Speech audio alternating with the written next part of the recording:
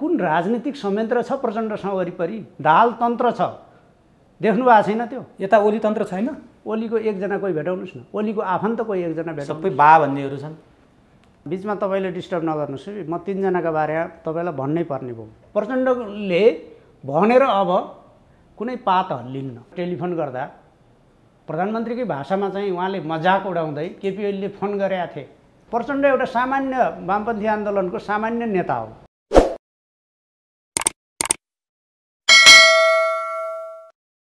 केपी ओली कति महामानव हुनुहुन्थ्यो होला यदि माधव नेपाललाई प्रधानमन्त्री अध्यक्ष छोडिदिएर पार्टी एकता जोगाउने हो भने। यो चाहिँ केपी ओलीलाई यस्तो महामानव बनाउन आवश्यक छैन, उहाँ बन्नुहुन्न। केपी ओलीले पार्टी फुटाउनुहुन्न। घेराभित्र लक्ष्मण रेखाभित्र राख्न खोज्दा पनि उहाँले पार्टी फुटाउनु भएन। केपी ओली पार्टी फुटाउनुहुन्न। प्रचण्ड बिचरा छन् त छँदैछन्, हुँदैछन्। प्रचण्डले आफै भन्नुभएको छ, म, मेरो परिवार, मेरो छोरो। उहाँले प्रधानमन्त्रीबाट बाहिरिएर अब अहिले प्रकाश छैनन्, त्यसो भएर म यो भन्न त्यति उचित मान्दिनँ, तर भन्नै पर्छ। मलाई सफल बनाउन सबभन्दा ठुलो भूमिका मेरो एकमात्र छोरा प्रकाशको थियो भनेर अन्तर्वार्ता दिँदै हिँड्ने प्रचण्ड होइन।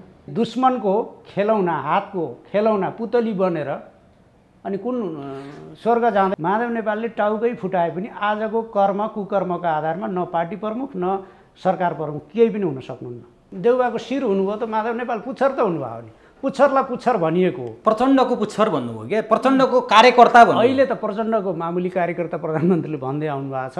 अहिले त भूमिकाले नेपाली काङ्ग्रेस तर प्रवेश गर्न नसक्नु भएको हालतमा हुनुहुन्छ नि त। ऐना हेर्नुहोस् न एकचोटि आफ्नो। बाबुराम भट्टराईले ऐना हेरे हुन्छ नि। केही पानी अनलाइनहरू महेश चाहिँ बस्नेतलाई हामीले रोकेको हो भनेर माओवादी बाबुरामको कुरा गर्नुभयो कि नयाँ शक्तिको बाबुरामको कुरा गर्नुभयो कि उपेन्द्रको नेता बाबुरामको कुरा गर्नुभयो कि महन्त ठाकुरको कार्यकर्ता बाबुरामको कुरा गर्नुभयो कि नर्कतिरको यात्रा गरेर वैकुण्ठ जान पाइन्छ र भनेको।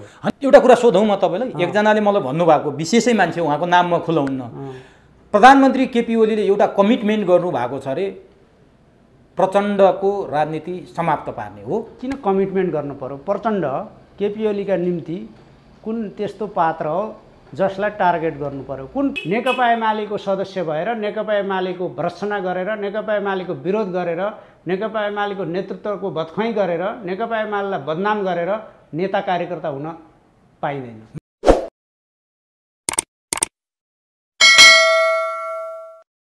एभरेस्ट नेपालमा प्रधानमन्त्रीका प्रेस सल्लाहकार एवं नेकपा एमालेका युवा नेता सूर्य थापालाई स्वागत गर्छु।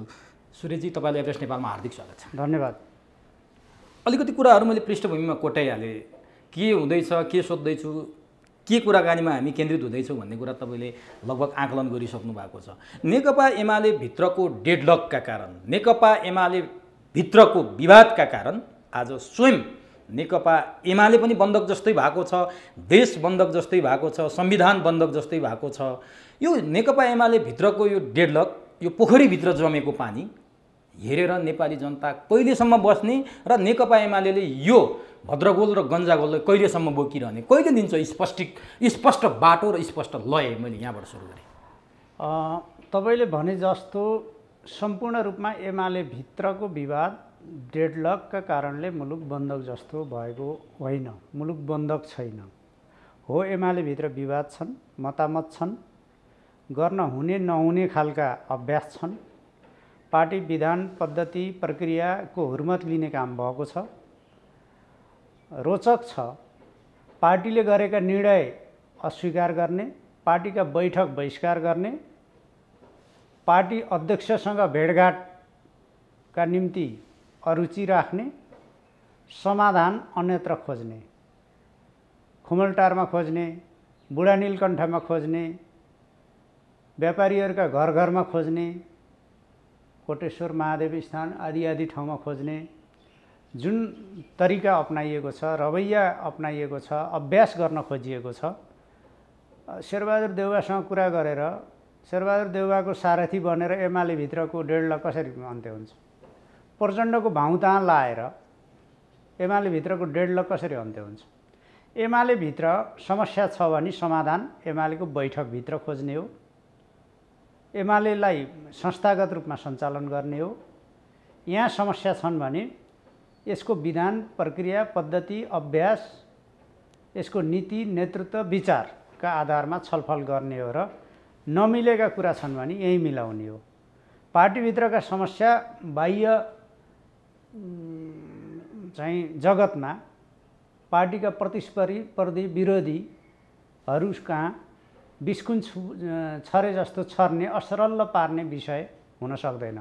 पार्टीभित्रका समस्या छन् भने आन्तरिक समस्या हुन्। यी शत्रुवत ढङ्गले हल हुन्नन्। यी मैत्रीपूर्ण ढङ्गले समाधान खोज्ने विषय हुन्।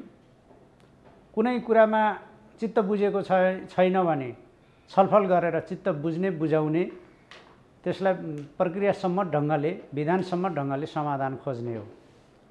आज जो साथीहरूले यसो गरिरहनु भएको छैन उहाँहरू यो समस्याको जड कारक हुनुहुन्छ।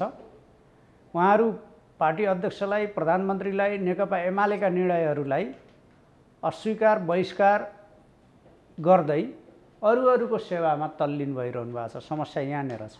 अब समस्या तपाईँले अर्कोतर्फ दर्शाइदिनु भयो। उहाँहरूको कुरा के छ भने केपी ओलीले हामीलाई नोकर ठान्नुभयो, उहाँ मालिक हुनुभयो। केपी ओलीले माओवादीहरूलाई ठाउँ दिनुभयो, बादलहरूलाई ठाउँ दिनुभयो, माधव नेपालहरूलाई पर धकेल्नुभयो। केपी ओलीले माधव नेपालको राजनीति मटियामेट पार्न खोज्नुभयो, धुलाम्य पार्न खोज्नुभयो, माटैमा मिलाइदिन खोज्नुभयो। अहिलेसम्म मटियामेट हुनुभएको छैन उहाँ। अहिलेसम्म माधव नेपाल नेपाली राजनीतिमा बिर्सिसकेको विस्मृतिमा पुगिसकेको पात्र हुनुहुन्न। तपाईँले चाहे पनि मैले चाहे पनि कसैले चाहे पनि त्यो हुनुभएको छैन। तर आज जे कदम चाल्दै हुनुहुन्छ, जे गर्दै हुनुहुन्छ, माधव नेपाललाई पशुपतिनाथले पनि जोगाउन सक्दैन। किनभने माधव नेपाल व्यक्तिसँग हाम्रो केही पनि छैन। माधव नेपाल व्यक्तिका राम्रा गुण पनि होलान्, खराब बानी बेहोरा पनि होलान्। व्यक्तिसँग कुरा भएन। जहाँसम्म राजनीतिभित्रको कुरा गर्नुहुन्छ, पार्टीभित्रको कुरा गर्नुहुन्छ, उहाँ आज जुन प्रवृत्तिको, जुन दुर्गुणको, जुन गलत अभ्यासको, जुन भरिया राजनीतिको, भरिया बोक्ने वर्गको राजनीति छोडेर आफू भरिया हुने राजनीतिमा जसरी उहाँ तानिनु भएको छ, लतारिनु भएको छ, चाहेर पनि छोड्न सक्नु भएको छैन।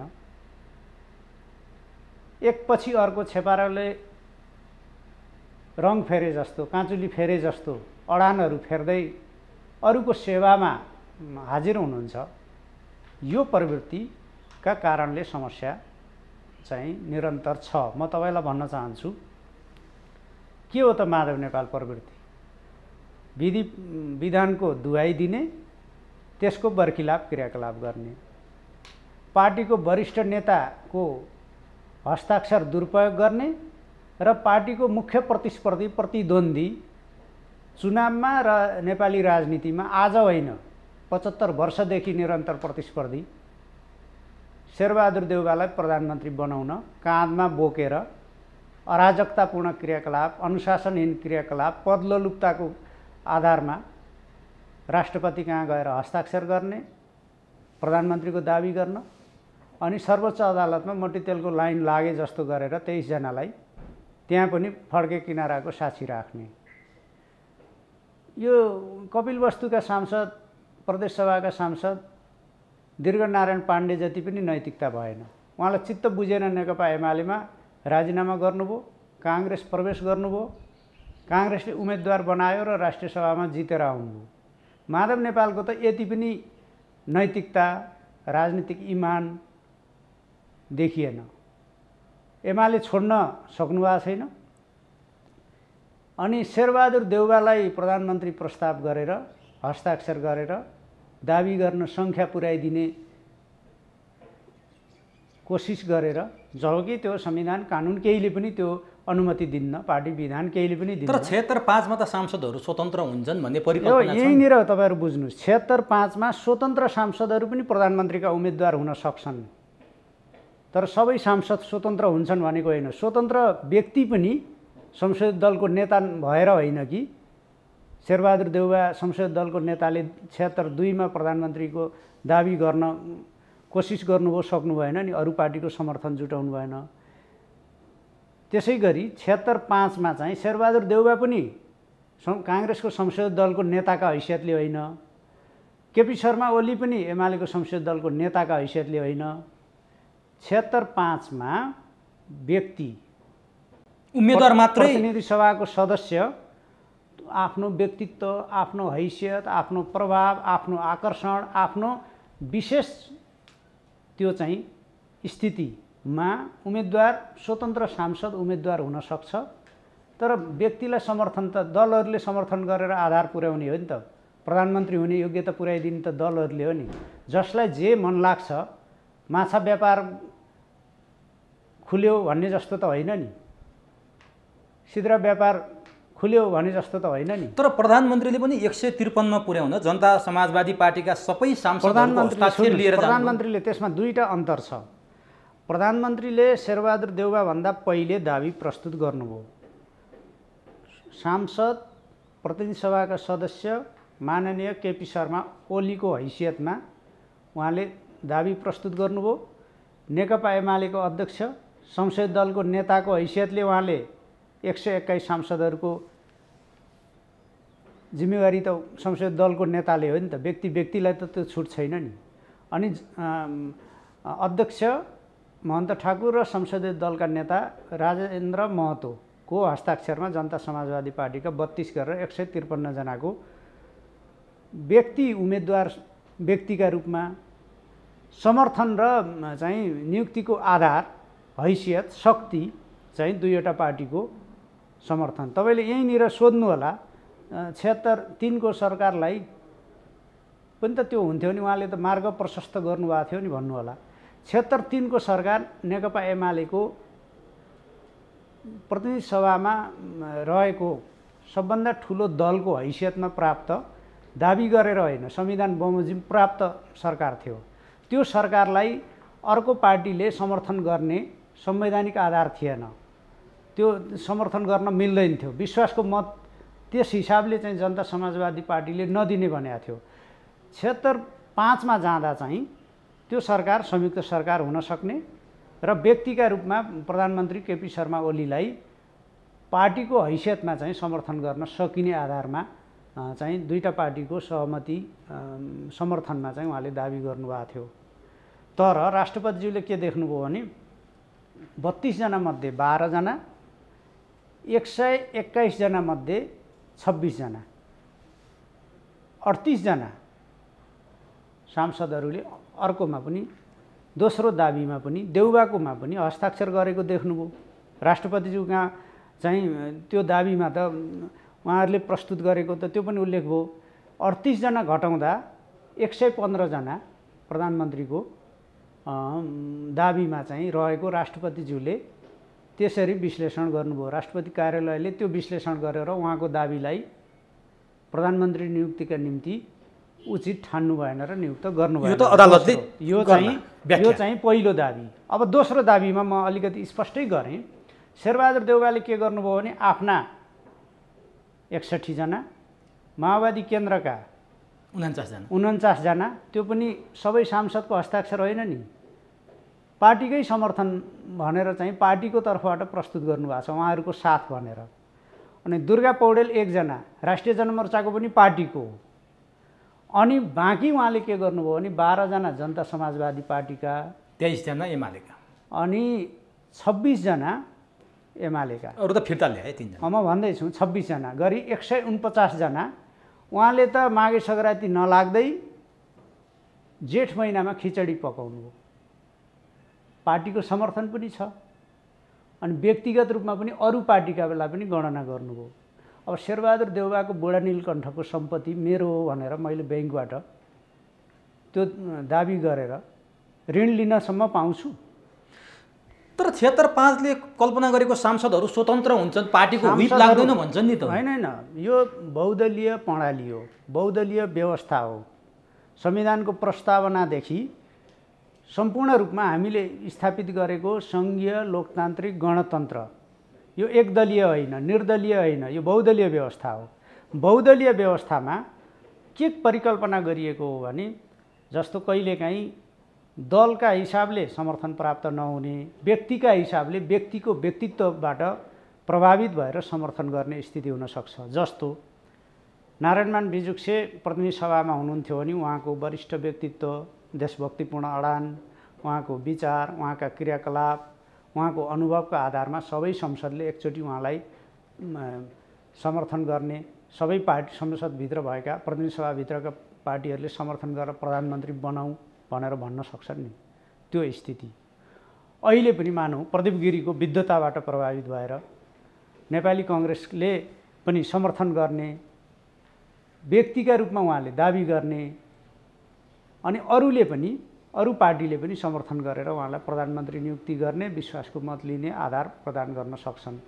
कतिपय अराजक, अनुशासनहीन, पल्लोलुप, बिक्रीबट्टा भएका मानिसहरूले आफ्नो कमजोरी, प्रलोभन, आफ्नो बिक्रीबट्टाको स्थितिलाई ढाकछोप गर्न यो दलहरूका लागि अनुशासन मुक्त, तर सांसदहरूका लागि यो अनुशासनको बन्धनमुक्त व्यवस्था हो भनेर यसको मिसइन्टरप्रिटेसन गर्ने, अपव्याख्या गर्ने काम गरिरहेका छन्। तर यो संविधान बनाउँदा संवैधानिक समितिको सभापतिको जिम्मेवारी निर्वाह गर्नुभएका पूर्व प्रधानमन्त्री डाक्टर बाबुराम भट्टराईले प्रष्ट के भन्नुभएको छ भने पटक पटक प्रधानमन्त्री फेर्ने विकृति बन्यो, संसद विघटन गर्ने विकृति छ, हामी कहाँ 51 सालदेखिका संसद विघटनका कुरा हेर्ने हो भने त्यो कुरा नहोस् भनेर प्रधानमन्त्रीले संसद विघटन गर्न नसकोस् भनेर सबक सिकाउनको लागि 76(5) को परिकल्पना गरेको भनेर उहाँले प्रश्न आज उभिएर आफ्नो विगतप्रति संस्मरण लेख्दै हुनुहुन्छ डाक्टर भट्टराईले। आज उभिएर आजको पूर्वाग्रहमा, आजको द्वेषमा, आजको रिसरागमा, आजको गलत बुझाइमा, आजको हैसियतमा संसदीय समितिको त्यो संवैधानिक मस्यौदा समितिको उहाँ सभापति हुँदा संस्मरणमा लेख्नुभयो र अधिकांश नेपालीको दुःख के हो भन्नुहुन्छ भने आफ्नो बाल्यकाल आज उभिएर मूल्याङ्कन गर्ने, संवैधानिक समितिको सभापतिको हैसियत, त्यतिखेर गरिएका छलफलहरू, ती बहस नोटहरू छन्, ती सबै चिजहरू छन् नि, त्यो खोलेर हेरे भयो नि त, अध्ययन गरे भयो नि त। आवश्यक पर्यो भने इजलासले त्यो पनि जिज्ञासा राखेको छ नि, इजलासमा प्रश्नहरू उठेका छन् नि। आज बाबुराम विभिन्न ठाउँको तीर्थ व्रत गर्दै, विभिन्न घाटको पानी खाँदै कहाँ पुग्नु भएको छ, उहाँ उभिएको ठाउँमा बसेर चाहिँ त्यो स्मृति गरेर उहाँ ठिक ढङ्गको व्याख्यामा, प्रस्तुतिमा हुनुहुन्न के। तर तपाईँ प्रधानमन्त्रीको सल्लाहकार, तपाईँले बोल्ने भाषाहरू प्राय प्रधानमन्त्रीसँगै सम्बन्धित हुन्छन्, तपाईँ प्रधानमन्त्रीको प्रवक्ता जस्तै नै हो, तपाईँले बोलेका कुराहरू प्रधानमन्त्रीसँग सम्बन्धित हुन्छन्। उहाँले प्रधानमन्त्रीमाथि अलि बढी आरोप लाउनुहुन्छ। पहिले हिटलरको आरोप लाउनुहुन्थ्यो, अरू आरोप लाउनुहुन्थ्यो होइन। सुन्नुहोस् न, अन्त नजानुहोस्। हिटलरका समयमा कति नागरिक मारिए युद्धमा, त्यो हिसाब गर्नुहोस्। बाबुराम भट्टराईको नेतृत्वमा चलेको नेपालको युद्धमा कतिजना मान्छेको जीवन उहाँले जीवन लीला समाप्त पार्नुभयो। मुक्तिनाथ अधिकारी हेर्नुहोस् कि, गुप्तबहादुर विश्वकर्मा हेर्नुहोस् कि, गुरुप्रसाद लुइटेल भन्नुहोस् कि, उहाँले कति शिक्षकहरू मार्नुभयो, कति चेतनशील नागरिक मार्नुभयो, कति राजनीतिक कार्यकर्ता मार्नुभयो। एमालेका मात्रै 300 भन्दा बढी मान्छेको हत्या गर्नुभयो। अनि रुकुममा त उम्मेदवारै मार्नुभयो, यदु गौतम मार्नुभयो, थुप्रो मानिसहरू मार्नुभयो। अनि उहाँ हिटलर हो कि केपी शर्मा ओली? हिटलरी दमन, ज्यादती, हत्या, रक्तपात मचाएर आएको मान्छेले ऐना हेर्नुहोस् न एकचोटि आफ्नो। बाबुराम भट्टराईले ऐना हेरे हुन्छ नि। आज उहाँ अरू घाटका पानी खान हिँड्नुभयो भनेर हिजोको ती अपराधहरूबाट उन्मुक्ति पाउनुहुन्छ र? होइन, उहाँले भस्मासुर पनि भन्नुभयो। मैले के भन्दै भन्नु होला, बाबुरामका हरेक शब्दमा बहस होइन, मैले त्यता जान खोजेन। तर त्यति भनेको बाबुराम वैशाख 13 गति मध्यरातमा बालुवाटार छिरेको कुराले मलाई प्रधानमन्त्री बनाउनु पर्यो भन्ने मैले राखेँ। उहाँले समर्थन गर्नु भएन भनेर उहाँले आफै स्पष्टीकरण दिनुभएको थियो नि। किन जानुभयो भन्दा उहाँलाई म अब केही वर्षपछि 70 वर्ष पुग्छु, त्यसपछि राजनीति गर्दिनँ, मलाई एकचोटि प्रधानमन्त्री हुन मन लाग्यो भनेर उहाँले गरेको ट्विट पढ्या हो है मैले। उहाँले के भन्नुभयो मैले प्रधानमन्त्रीज्यूसँग पनि सोधेको छु। तर उहाँले के भन्नुभयो भने मेरो गलत इन्टरप्रेट गरियो, म व्यवस्था धरापमा छ, अनिष्ट हुँदैछ भनेर त्यो सङ्केत गर्न गएको थिएँ। प्रधानमन्त्री सिरियस भन्नु भएन, भिजनै छैन, न प्रधानमन्त्रीसँग काम गर्ने कुनै क्षमता छ, नेपाललाई यो अवस्थामा पुर्याउने केपी ओली भनेर उहाँले पटक पटक पछिल्ला 2टा अन्तर्वार्तामा भन्नुभयो। होइन, उहाँले के भन्नुभयो सबै विषयमा मलाई पनि पहिला चाहिँ बाबुराम भट्टराई पढे लेखेको आधुनिक शिक्षाका हिसाबले गर्व गर्न लायक उपाधि पाएको, अब एसएलसीदेखि नै अब युवाहरूले एउटा क्रेजका रूपमा प्रेरित हुने अब्बल पढाइ भएको व्यक्तित्वका रूपमा लिन्थेँ। तर उहाँ माओवादी छोडेर जहाँ जहाँ पुग्नु भएको छ र जे बोलिरहनु भएको छ नि, बाबुराम भट्टराई आफैमा एउटा भ्रमको पुलिन्दा, कुनै स्वप्न केही नभएको, प्रधानमन्त्री हुँदा म देशको स्वार्थ विपरीत जुवा खेलेँ भन्दै विपा सम्झौता गर्ने, अहिले तथाकथित देशभक्तिका गफ दिने, भारतमा बसेर नेपाल विरुद्ध युद्ध सञ्चालन गर्ने र नागरिकको ज्यान लिने, पूर्वाधारहरू ध्वंस गर्ने, देशलाई 50 वर्षपछि पुर्याउने, त्यसको जिम्मा लिनुपर्छ भनेर अहिले माओवादी पार्टी छोडेर चाहिँ विभिन्न ठाउँमा हिँड्ने, अमेरिकामा जाँदा मर्डरर गो ब्याक भनेर जब नारा लायो नि, त्यसपछि उहाँ डराएर माओवादी आन्दोलन छोडेर हिँडेको हो कि के हो? उहाँ किन माओवादी आन्दोलन छोड्नुभयो त? उत्तरार्धमा उहाँले जवाफदेही हुनु पर्दैन? रूपान्तरण हुन्छ सधैँभरि एउटै विचार र एउटै विषय रहँदैन होइन। कान समाएर कहिले उठबस गर्नुभयो त उहाँले? मैले गल्ती गरेँ, म माओवादी हुनु गल्ती थियो, मैले यो जातीय राज्यका कुरा भन्नु गलत थियो, बहुराष्ट्रिय राज्यका कुरा गर्नु गलत थियो। उहाँको पार्टीको नारा होइन बहुराष्ट्रिय राज्य, नेपालको हित विपरीत अरूका निम्ति परिचालित हुनु गलत थियो भनेर उहाँले पश्चाताप गर्नुभएको छ कहिले? तर बाबुराम भट्टराईमाथि प्रश्न उठाउनु भयो सूर्य थापाले, प्रधानमन्त्रीको प्रेस सल्लाहकार। सूर्य थापाले उठाएको है यो? तपाईँले प्रश्न उठाउनु भयो नि, तपाईँ प्रधानमन्त्रीको। मैले आज मात्र उठाएको होइन। बाबुराम भट्टराई माओवादी आन्दोलनप्रति मेरो सहमति थिएन, हिजो पनि थिएन, आज पनि छैन। तर माओवादी आन्दोलनमा उहाँ जसरी निष्ठाका साथ लाग्नु भएको थियो, म सहमत नहुँदाखेरि पनि जनताले समर्थन गर्दा म बाबुराम भट्टराईको आलोचक थिइनँ। तर आज बाबुराम कुन बाबुरामको कुरा गर्नुभयो? माओवादी बाबुरामको कुरा गर्नुभयो कि नयाँ शक्तिको बाबुरामको कुरा गर्नुभयो कि उपेन्द्रको नेता बाबुरामको कुरा गर्नुभयो कि महन्त ठाकुरको कार्यकर्ता बाबुरामको कुरा गर्नुभयो कि जेएनयुको प्रोडक्ट बाबुरामको कुरा गर्नुभयो कि लुइटेल स्कुलको चाहिँ विद्यार्थी बाबुरामको कुरा गर्नुभयो कि हिसिलाका श्रीमान बाबुरामको कुरा गर्नुभयो कि कुन बाबुरामको कुरा गर्नुभयो? आज बहुरूपी बाबुरामका धेरै रूपहरू प्रकट छन्। पूर्व प्रधानमन्त्री बाबुरामको कुरा गर्नुभयो कि पूर्व अर्थमन्त्री बाबुरामको कुरा गर्नुभयो? जवाफदेही कहाँ छ बाबुरामको भनेको? कहाँ लिनुभएको छ उहाँले आफूले गरेका कामहरूको जवाफदेहिता? म त आज तपाईँको कार्यक्रम मार्फत सोध्छु नि, बाबुरामको विद्वता आफ्नो गाउँ आफै बनाउलाई, आफ्नो गाउँ राम्रो बनाऊ भनेर डेन्टिङ पेन्टिङ गर्नेमा प्रकट भएको होइन र?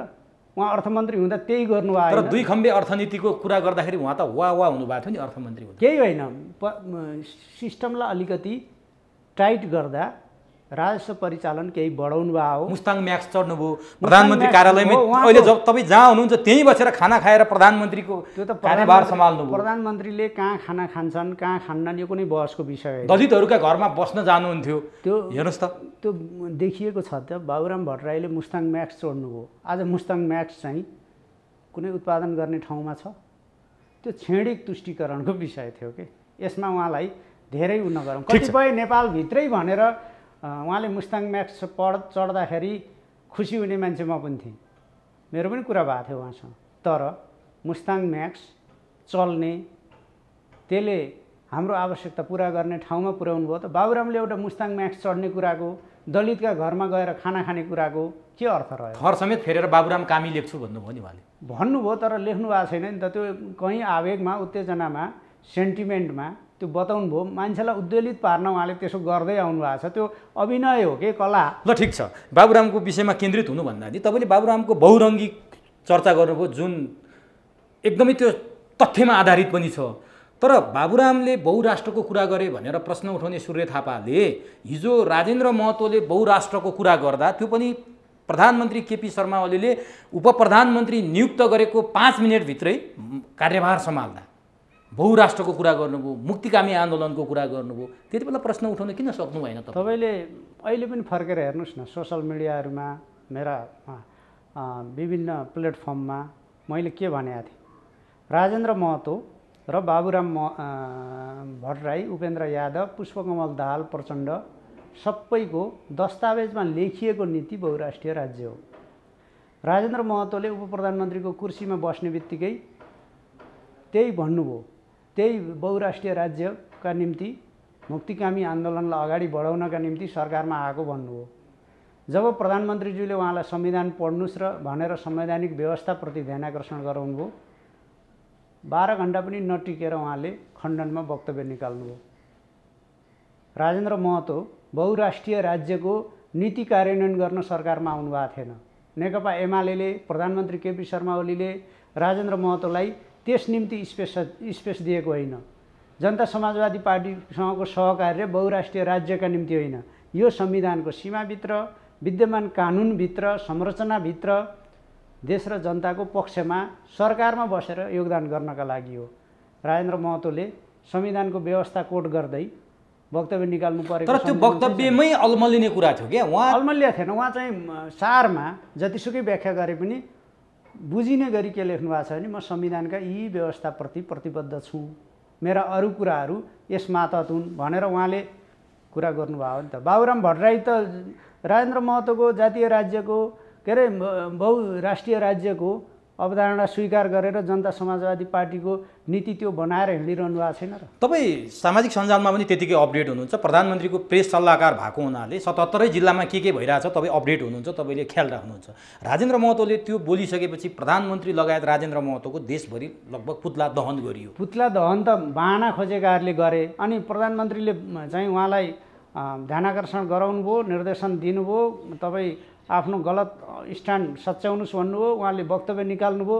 त्यसपछि भोलिपल्ट पानीको फोका जस्तै भएन त्यो। तर मान्छेको माग के थियो भने प्रधानमन्त्रीले राजेन्द्र महतोलाई मन्त्रीबाट बर्खास्त गर्नुपर्छ, त्यतातिर प्रधानमन्त्री देखिनु भयो। बर्खास्तीको विषय थिएन। उहाँले म चाहिँ संविधानको व्यवस्थाभन्दा भिन्न ढङ्गले चल्छु भनेर अडान लिएको भए उहाँ सरकारमा कायम रहनुहुन्थेन। बर्खास्त हुने कि निरन्तर हुने भन्दा संविधानको कार्यान्वयन, सरकारको नीति, प्राथमिकता र सहकार्यको सहमतिको आधारमा टेकेर कायम हुने हो। उहाँ त्यसमा टेक्छु, अगाडि बढ्छु भन्नुभयो, कायम रहनुभयो। उहाँले बहुराष्ट्रिय राज्यको निम्ति उहाँले चाहिँ बोलेका कुराहरूमा कायम रहेको भए मन्त्री पदमा कायम हुनुहुन्थेन। तर बढार्नु पर्ने कसिङ्गर हावाले उडाइदियो। सर्वोच्चले यो कुरालाई छिनोफानो गरिदियो। सर्वोच्चको फैसलालाई हावा भन्दिनँ, उहाँहरूलाई कसिङ्गर पनि भन्दिनँ। उहाँहरू उप प्रधानमन्त्री, मन्त्री, देशको संविधान कानुन बमोजिम हुनुभएको सम्मानित व्यक्तित्वहरू नै हो। अनि सर्वोच्च अदालतले गलत नै किन नगरोस्, सर्वोच्च अदालतको फैसला हो, त्यस हिसाबले त्यो कार्यान्वयन भयो। अब यो कुरा गर्दा गर्दै आएको हुनाले मात्रै मैले यो विषय ल्याएँ, किनभने यो सकिसकेका विषय हो। म अब कहाँनिर जान चाहन्छु भने यो महत्त्वपूर्ण पनि छ। प्रधानमन्त्री केपी शर्मा ओलीको ग्राफ 100मा पुग्यो। कति बेला पुग्यो? जब 72 सालको भूकम्पपछि लागेको नाकाबन्दीपछि उहाँ प्रधानमन्त्री हुनुभयो। हुनुभन्दा अगाडि उहाँले भारतसँग आँखा जुधाएर कुरा गर्नुभयो, नेपालीहरूले साथ दिए। प्रधानमन्त्री ओलीको वाह यति बढ्यो, 74 सालको चुनावमा प्रधानमन्त्रीले एमालेलाई झन्डै 43-44% मत पाउने अवस्थामा पुर्याउनु भयो। माओवादीसँग जोड्दाखेरि झन्डै 2/3 निकट पुग्यो। तर प्रधानमन्त्री पहिलोपटक प्रधानमन्त्री बन्ने बेलाको एकचोटि अवस्था परिकल्पना गरौँ। राजेन्द्र महतोहरू संविधान जलाउँदै गरेको फोटो सार्वजनिक भएको छ 72 सालको। प्रधानमन्त्री केपी ओलीलाई तराईमा जान लगभग निषेध जस्तै गरियो, तराई विरोधी भनेर चित्रित गरियो। राजेन्द्र महतो र महन्त ठाकुरहरूलाई बिहारी भन्नुभयो भनेर पनि कुरा गरियो। तराई र प्रधानमन्त्री ओलीको बिचमा दुश्मनताको पनि एउटा व्याख्या गरियो। तर समय पर्लक्कै पल्ट्यो। केपी शर्मा ओलीले तिनै संविधान जलाउने राजेन्द्र महतोहरूलाई सरकारमा ल्याउनु पर्यो र संविधान भनेपछि दीपावली गर्ने केपी ओली अरू पार्टीहरू एकातिर थिए, उहाँहरू अर्कोतिर ब्ल्याकआउट गर्दै हुनुहुन्थ्यो। एकै ठाउँमा कुन रसायनले जोड्यो, कुन शक्तिले जोड्यो, मान्छेले लक काट्न थाल्यो। म तपाईँलाई प्रश्न गर्छु है। प्रधानमन्त्री केपी शर्मा ओलीले गलत प्रवृत्तिका विरुद्ध, त्यो चाहे पुष्पकमल दाहाल र बाबुराम भट्टराई त्यसको वाहक हुँदा, हिंसाका वाहक, विखण्डनका वाहक, जातीय राज्यका वाहक, एकल जातीय संघीयताका वाहक हुँदा उहाँहरूसँग पनि मुखमा पानी हालेर कुरा गर्नु भएन, कठोर सङ्घर्ष गर्नुभयो। केपी ओलीको दिमाग बिग्रियो, राँची लैजानुपर्छ भनेर आफै वक्तव्य दिने पुष्पकमल दाहाल प्रचण्ड थिएनन्। पुष्पकमल दाहाल प्रचण्ड थिएनन्। बाबुराम भट्टराईले आफ्नो स्वार्थमा धक्का लाग्दा एमालेलाई के भन्थे, केपी ओलीलाई के भन्थे? नपोथी नभाले भनेकै हो। के भन्थे? राजनीतिमा कसले के भन्यो भन्नेतिर नजा। त्यत्रो वाम गठबन्धन गरेर, पार्टी एकता गरेर अगाडि बढेका पुष्पकमल दाहाल निषेधको कुन तहमा उत्रिएका छन् केपी शर्मा ओलीको विरुद्ध, प्रधानमन्त्रीका विरुद्ध, स्थायित्वका विरुद्ध, स्थिरताका विरुद्ध, सरकारका विरुद्ध, एकताका विरुद्ध, देशको स्वार्थका विरुद्ध कुन तहमा उत्रिएका छन्? यो स्थितिमा चुच्चे नक्सा प्रकाशित गर्दा, त्यसलाई निशान छापमा प्रयोग गरेर संसदले पारित गर्दा संविधान निर्माणका बेलाका राजेन्द्र महतो, महन्त ठाकुर, अरूका पनि असहमतिहरू त त्यहाँ त सकिए। सर्वसम्मतिले त्यो चाहिँ निशान छाप संविधानको अनुसूचीमा समावेश गर्ने कुरो पारित भयो। तपाईँ यो तथ्य किन हेर्नुहुन्न? तर यो कुरा प्रधानमन्त्री ओलीले नमान्दै तत्कालीन नेकपाको सचिवालयको बैठकमा प्रधानमन्त्री ओलीलाई बाध्य पारेर यो कसैले बाध्य छ? केपी शर्मा ओली नारायण काजीले भनेर बाध्य हुने मान्छे हो। वामदेव गौतमले भन्नुभएको त्यति बेला। वामदेव गौतम पनि त अब अहिले घुमिफिरी रुम्जाटार पार्टीमा फर्किनु भएको छ, एकताको पक्षमा उभिनु भएको छ। म धेरै टिप्पणी गर्न चाहन्न। वामदेव गौतम ठिक ठाउँमा उभिएको भए सचिवालयभित्र ठिक अडानका साथ सरकारलाई सफल बनाउने, पार्टी एकतालाई बरकरार राख्ने, दुर्घटना हुन नदिने अभियानमा गएको भए आज नेकपा पनि हुन्थ्यो, नेकपा पनि दुईटा हुन्थेन, नेकपाको सरकारलाई पनि यो ढङ्गको हमला हुने थिएन। वामदेव गौतमले आफ्नै वचन विपरीत राष्ट्रिय सभामा जानका निम्ति, डाक्टर युवराज खतिवडालाई अर्थमन्त्रीबाट अपदस्थ गर्नका निम्ति, प्रधानमन्त्री केपी शर्मा ओलीलाई अरू कसैले कानमा चिनी भरिदिएको आधारमा प्रधानमन्त्रीबाट हटाउनका निम्ति जेठ 3 गते 75 सालमा पार्टी एकीकरण भयो। 75 साल मङ्सिरको अन्तिम हप्ता र पुसको पहिलो हप्ता भएको पार्टीको स्थायी कमिटीको बैठकमा उहाँले फरक मत सरकारमाथि, प्रधानमन्त्रीमाथि हमला गरेर कसको निर्देशनमा, कसको इच्छामा, कसको उक्साहटमा ल्याउनु भएको थियो? खेल त त्यहीँबाट बिग्रिएको हो नि त, अभ्यास त त्यहीँबाट डिरिल भएको हो नि त। त्यसो भएर तपाईँले आज यहाँ उभिएर केपी शर्मा ओली ठिक, हामी ठिक, नेकपा एमाले बचाउन लाग्नेहरू ठिक, पुष्पकमल दाहालको पार्टी कब्जा गर्ने, वामदेव गौतमको जसरी तसरी सांसददेखि मन्त्रीदेखि प्रधानमन्त्री हुनसम्मका इच्छा पुरा गर्न लाग्ने तौर तरिकाहरू बेठिक थिए भन्ने समयले साबित गर्न, माधव नेपालको दोस्रो अध्यक्ष हुने, पगरी गुद्दै हिँड्ने, पुष्पकमल दाहालको कार्यकर्ता हुने, शेरबहादुर देउवाको सहयोगी हुने, यी राजनीति गलत थिए भन्ने कुरा समयले सिद्ध गरेन। तर 14 वर्ष महासचिव भएको, 5 दशक सहकर्मी भएको माधव नेपाललाई 100 वर्ष महासचिव भए पनि, प्रधानमन्त्री भएको भए पनि आजका चिज उहाँका भर्त्सनायोग्य छन्, गलत छन्। तर त्यस्तो माधव नेपाललाई प्रधानमन्त्री केपी ओलीले प्रचण्डको पुच्छर भन्न मिल्छ, झोले भन्न मिल्छ। अनि पुच्छर भन्ने मलाई प्रधानमन्त्री माधव नेपाललाई प्रधानमन्त्री दिन मलाई बौला कुकुरले टोक्या छ र भनेर त्यस्तो भन्न मिल्छ? होइन, कुरा के हो भने माधव नेपाल दुईटा भूमिका हुन सक्थ्यो। म तपाईँलाई आज भन्छु पोजिटिभली हेर्दा 16 वर्ष उहाँ पार्टी प्रमुख हुनुभयो। यो पार्टीका सीमा पनि, यो पार्टीका सबल पक्ष पनि उहाँलाई थाहा छ। राष्ट्र सञ्चालनका निम्ति उहाँ 21 वर्ष प्रधानमन्त्री, 21 महिना प्रधानमन्त्री हुनुभयो। राष्ट्र सञ्चालनका सीमा पनि थाहा छ, सम्भावना पनि थाहा छ। माधव नेपाल यो सरकार सफल पार्न, पार्टी एकतालाई सफल पार्न, उहाँ प्रधानमन्त्री हुँदा केपी शर्मा ओलीले गरेको सहयोगलाई सम्झेर प्रधानमन्त्री केपी शर्मा ओलीको नेतृत्व र यो 5 वर्ष कम्युनिस्ट पार्टीले मुलुकलाई स्थायित्व दियो भन्ने कुरालाई सफल पार्न लाग्नुभएको भए समयले, परिस्थितिले, वातावरणले, भूमिकाले, नेता कार्यकर्ताको इच्छाले, स्वयं केपी शर्मा ओलीको पनि सद्भावले उहाँ प्रधानमन्त्री पनि बन्न सक्नुहुन्थ्यो होला, पार्टीको प्रमुख पनि बन्न सक्नुहुन्थ्यो होला। जसरी उहाँ हिजो भन्नुभएको थियो, चुनाव दुई ठाउँबाट हार्दा, पार्टी प्रमुखबाट राजीनामा गर्दा, झलनाथ खनाल पार्टी अध्यक्ष हुनुहुन्थ्यो, संसदीय दलको नेता उहाँ हुनुहुन्थ्यो। त्यति बेला विपक्षी दलको नेता गिरिजाप्रसाद कोइरालाले प्रस्ताव गरेर, केपी शर्मा ओलीले समर्थन गरेर, प्रचण्डले समर्थन गरेर उहाँ प्रधानमन्त्री हुनुभएको थिएन। माधव नेपालले टाउकै फुटाए पनि आजको कर्म कुकर्मका आधारमा न पार्टी प्रमुख न सरकार प्रमुख केही पनि हुन सक्नुहुन्न। यस्ता पतनको बाटो जाँदाखेरि त देउवालाई प्रधानमन्त्री बन्नलाई चाहिँ अनुशासनहीन, विधान विपरीत ढङ्गले 26 जनाको हस्ताक्षर बिक्रीबट्टा गर्ने, पार्टीको नोटिस बेगर उहाँले उपलब्ध गराएको होइन। त्यसो गर्ने मान्छे अनि के देउबाको शिर हुनुभयो त माधव नेपाल पुच्छर त हुनुभयो नि। पुच्छरलाई पुच्छर भनिएको हो। प्रचण्डको पुच्छर भन्नुभयो क्या, प्रचण्डको कार्यकर्ता भन्नु। अहिले त प्रचण्डको मामुली कार्यकर्ता प्रधानमन्त्रीले भन्दै आउनु भएको छ। अहिले त भूमिकाले नेपाली काङ्ग्रेस तर प्रवेश गर्न नसक्नु भएको हालतमा हुनुहुन्छ नि त माधव नेपाल। तपाईँले देख्नुहुन्न त्यो राष्ट्रपति कहाँ चाहिँ हस्ताक्षर उहाँले देउबाका लागि आफ्नो पार्टीको अध्यक्षको नेतृत्वको सरकार ढालेर आफ्नो पार्टीलाई सरकारबाट हटाएर आफ्नो पार्टीको मुख्य प्रतिस्पर्धी को नेता विपक्षी दलको नेतालाई प्रधानमन्त्री बनाउन उहाँले 26 जनाको हस्ताक्षर कुन पुनित कामलाई उपलब्ध गराउनु भएको छ। तर नि एकातिर अनि अदालतमा उहाँले 23 जनाको हस्ताक्षर कुन सत्कर्मका निम्ति दिनुभएको छ त? देउबाका लागि होइन, कङ्ग्रेसका लागि होइन।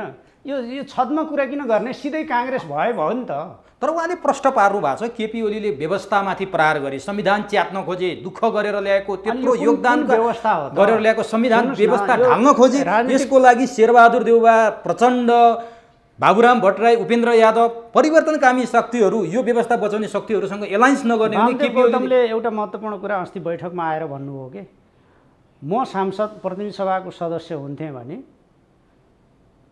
राष्ट्रपति कहाँ दाबी गर्दाखेरि पनि शेरबहादुर देउबालाई हस्ताक्षर गर्ने थिएन, अदालतमा पनि लाइन लाएर हस्ताक्षर गर्ने थिएन। यदि हस्ताक्षर गर्ने स्थिति मैले हुन्थ्यो भने पहिला पार्टीबाट राजीनामा दिएर मात्रै गर्थेँ भनेर ज्यादै महत्त्वपूर्ण कुरो वामदेव कुरा गौतमको कुरा विश्वास गर्नुहुन्छ? उहाँले नै होइन झलनाथ र माधव नेपाललाई नयाँ पार्टी बनाऊ, म त्यो पार्टीमा आउँछु भने। अनि उहाँले भनेका सबै कुरा भन्न मैले यो कुरामा भने उहाँले केन्द्रीय कमिटीको बैठकमा हाम्रो बिचमा आएर भनेको कुरा वामदेव गौतमलाईसम्म त्यस्तो लागेको छ। माधव नेपालले देशको संविधान मान्नु पर्दैन, राजनीतिक दल सम्बन्धी कानुन मान्नु पर्दैन, पार्टीको विधान मान्नु पर्दैन, विधानको व्यवस्था मान्नु पर्दैन, विधान बमोजिम चल्नु पर्दैन, विधानले निर्देश गरे अनुसारको अभ्यास गर्नु पर्दैन। अनि माधव नेपालले कुन त्यस्तो छुट्टै व्यवस्था स्थापना गर्नुभएको छ जो सङ्कटमा पर्यो। तर वामदेव गौतमले अर्को पनि भन्नुभएको छ नि, वरिष्ठ नेताहरूलाई यसरी सत्तो शराब गाली गरेर यसरी चाहिँ पार्टी एकता सम्भव छैन पनि भन्नुभएको प्रचार गरिएको केन्द्रीय कमिटीको बैठकमा भन्नुभयो। केन्द्रीय कमिटीमा उहाँका धेरै कुरा बोल्नु भएको छ। त्यसमध्ये एकता गर्नका निम्ति अलि धैर्यतापूर्ण कोसिस गर्नुपर्छ। नेताको आलोचना गर्दा तिनका कार्यकर्ता भड्किन सक्छन् भनेर उहाँले बोल्नुभएको हो। मानव माधव नेपालको चाहिँ कर्म कुकर्म जे गर्दाखेरि पनि एकदम क्या बात गर्नुभयो, राम्रो गर्नुभयो। माधव नेपालबाट त गल्ती कहिल्यै हुन्न, उहाँले एकदम राम्रो गरिरहनु भएको छ भन्ने ढङ्गको वामदेवले भने पनि त त्यसो गर्न मिल्दैन। तर वामदेव गौतमले अर्को जिम्मेवारी माग्नु भएको थियो, लिखित जिम्मेवारी किन नदिया त तपाईँहरूले? म पार्टी एकता गर्छु, उहाँले पहिला नेकपा पनि मिलाउँछु भन्नुभयो, दुईतिर फर्केका केपी प्रचण्ड मिलाउँछु। वामदेवले के माग्नुभयो, यी प्रधानमन्त्रीले के भन्नुभयो ती सार्वजनिक नै कुरा छन्। तर जिम्मेवारी दिनु भएन। एमाले केन्द्रीय कमिटीले वामदेवलाई एकल त्यस खालको जिम्मेवारी दिन जरुरी ठानेन। अध्यक्षले त्यही कुरो गर्नु, एकता नचाहनु भयो। भूमिका वामदेवले पनि एकताको लागि भूमिका खेले हुन्छ। पार्टीका हरेक सदस्यले, विभिन्न तहका नेताहरूले, केन्द्रीय कमिटीका सदस्यहरूले, स्थायी कमिटीका सदस्यहरूले, स्वयं अध्यक्षले भूमिका खेल्नु भएको छ। एउटा के भ्रम राख्नुहुन्न भने वामदेव गौतम यहाँ नभइदिएका कारणले, वामदेवले यहाँ आएर एकताको एकतारे नबजाएका कारणले एकता भएको होइन, नभएको होइन। अब चाहिँ उहाँले एकतारे बजाउन थाल्नुभयो भने एकता हुन्छ भन्ने गर्नुहुन्न। प्रधानमन्त्रीज्यूले त स्पष्ट भन्नुभएको छ नि, उहाँले पुस 5 गते एकता महाअभियान भन्दै केही साथीहरू लिएर अभियान त चलाउनु भएको थियो।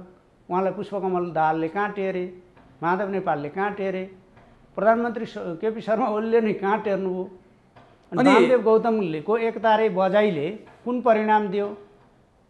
केही परिणाम दियो? वामदेवले गरेर हुने भए त हुन्थ्यो होला नि त, भएन नि त। तर केपी ओलीले बडो महत्त्व मानेर कहिले कहिले घरमै भेट्न जानुहुन्छ, खाना खानुहुन्छ, अरूको हकमा पनि जानुहुन्छ। खाना खानुभयो कि खानु भएन, उहाँको चिकित्सकहरूको सल्लाह बमोजिम कहाँ खाना खानुहुन्छ खानुहुन्न यी त्यता नजाउँ। तर होइन, दुवै पक्षले वामदेव गौतमलाई मुङ्रो बनाएको त हो नि, प्रयोग गरे त हो नि आफ्नो शक्ति आर्जन गर्नलाई। मुङ्रो बनाउनेहरूले मुङ्रो बनाए। स्थायी कमिटीको पहिलो बैठकदेखि भैँसे पार्टी गठबन्धनसम्म मुङ्रो नै बनाए। तर पार्टी अध्यक्षले आफ्नो सहयोद्धा कमरेडको हैसियतमा उहाँलाई मर्यादा गर्नुभयो। उहाँको घरमा दुई पटक बोल्दाखेरि बोल्नै दिनु भएन रे केन्द्रीय कमिटी बैठकमा दुई पटक। पर्याप्त बोल्नुभयो। कमरेड अब समय लामो भयो भन्नुभयो होइन, लामो त अनन्त बोल्न त उहाँ पऱ्यो भने दिनभरि पनि बोल्ने अभ्यासका साथ आउनु भएको छ नि त। ज्ञान छ, मान्छे चाहिँ अध्ययनशील हुनुहुन्छ।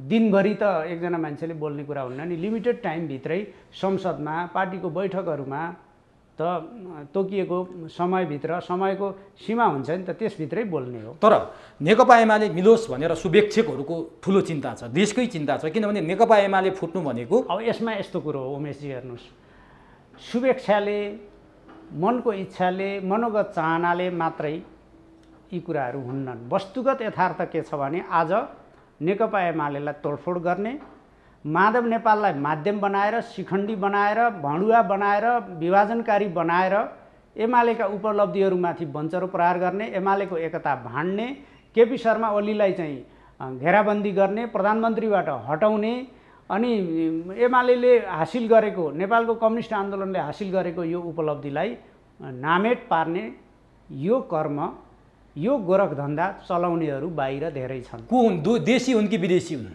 मुख्य त माधव नेपाल भइरहेछन्। त्यसका माध्यम उहाँ आफै चल्नु भएको छ कि उहाँलाई थाहा छ? माधव नेपाल आफ्नो निर्णयले चल्ने हालतमा अब हुनुहुन्न। अहिले कसले चलाएको छ माधव नेपाल? उहाँ चाहिँ आफ्ना सहयोगदारका टेलिफोन अफ गरेर बेपत्ता हुन थाल्नु भएको छ। किन यस्तो भइरहेको छ? कहाँ अपहरणमा पर्नुभयो माधव नेपाल भनेर लेखे सञ्चारमा। नेपाल अपहरण हुने गरी त्यति फितलो शान्ति सुरक्षा छैन।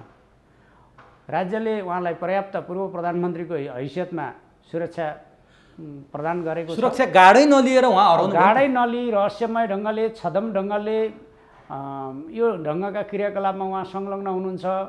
मैले मिडियाहरूमा देखेको त लैनचौरमा उहाँ रहनुभयो 8-8 घन्टा, त्यति हराउनुभयो। उहाँको घरमा जाँदा, उहाँको टेलिफोनमा सम्पर्क गर्दा, हामीले गर्दा, अरूले गर्दा, राज्यले खोज्दा होइन कि उहाँकै गुटका वार्ता टोलीका साथीहरूले खोज्दाखेरि पनि उहाँ उपलब्ध हुनु भएन। आश्चर्य भयो। 8औं आश्चर्य अन्त मुन्तिर 7औं आश्चर्य जस्तो भयो। अब पार्टीको के बाध्यता हो माधव नेपाललाई भन्ने त परेको छ होइन।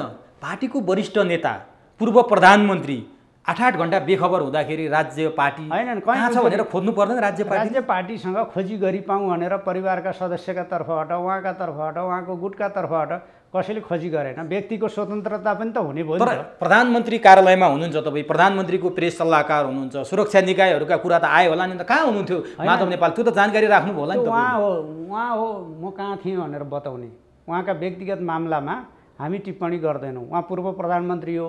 त्यस हैसियतमा उहाँ कहाँ जानुभयो, के गर्नुभयो, किन हराउनुभयो, किन टेलिफोन स्विच अफ गर्नुभयो, किन सुरक्षा चाहिँ अधिकारीहरू पनि साथमा लिनु भएन, किन एक्लै रहस्यमय ढङ्गले त्यसरी जानुभयो, त्यो त उहाँले जान्ने। एमालेलाई बञ्चरो प्रहार गर्न जानुभएको थियो उहाँ त्यो बेला? तपाईँले भने त्यो के हो? त्यो उहाँले भन्ने कुरा हो। मैले उहाँको क्रियाकलापको जवाफ दिएँ। म धेरै सङ्गतमा छैन अहिले उहाँसँग।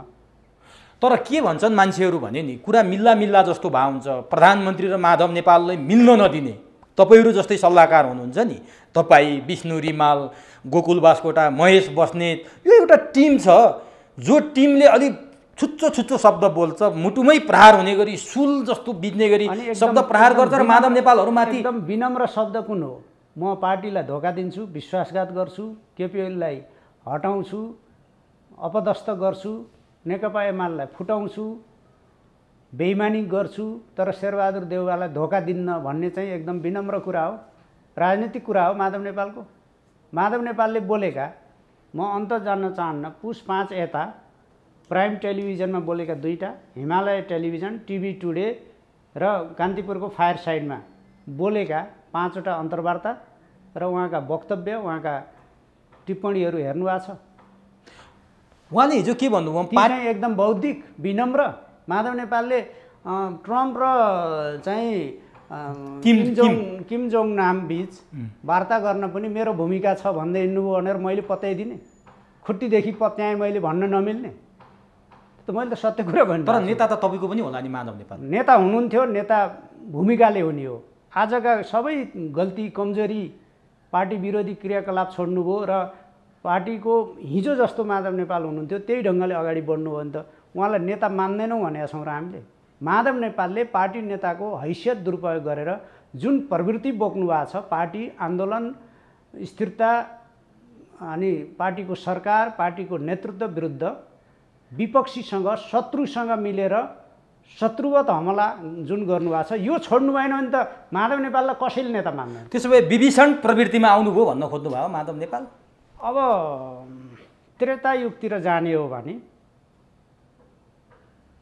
अयोध्याका राजा राम र श्रीलङ्काका राजा रावण बिचको त्यो चाहिँ रामायणकालीन समयतिर गएर मूर्तिकरण गर्ने उहाँको चरित्रलाई बताउने हो भने माधव नेपालको नेतृत्वमा त्यही प्रवृत्ति अनुसार काम गरिएको छ।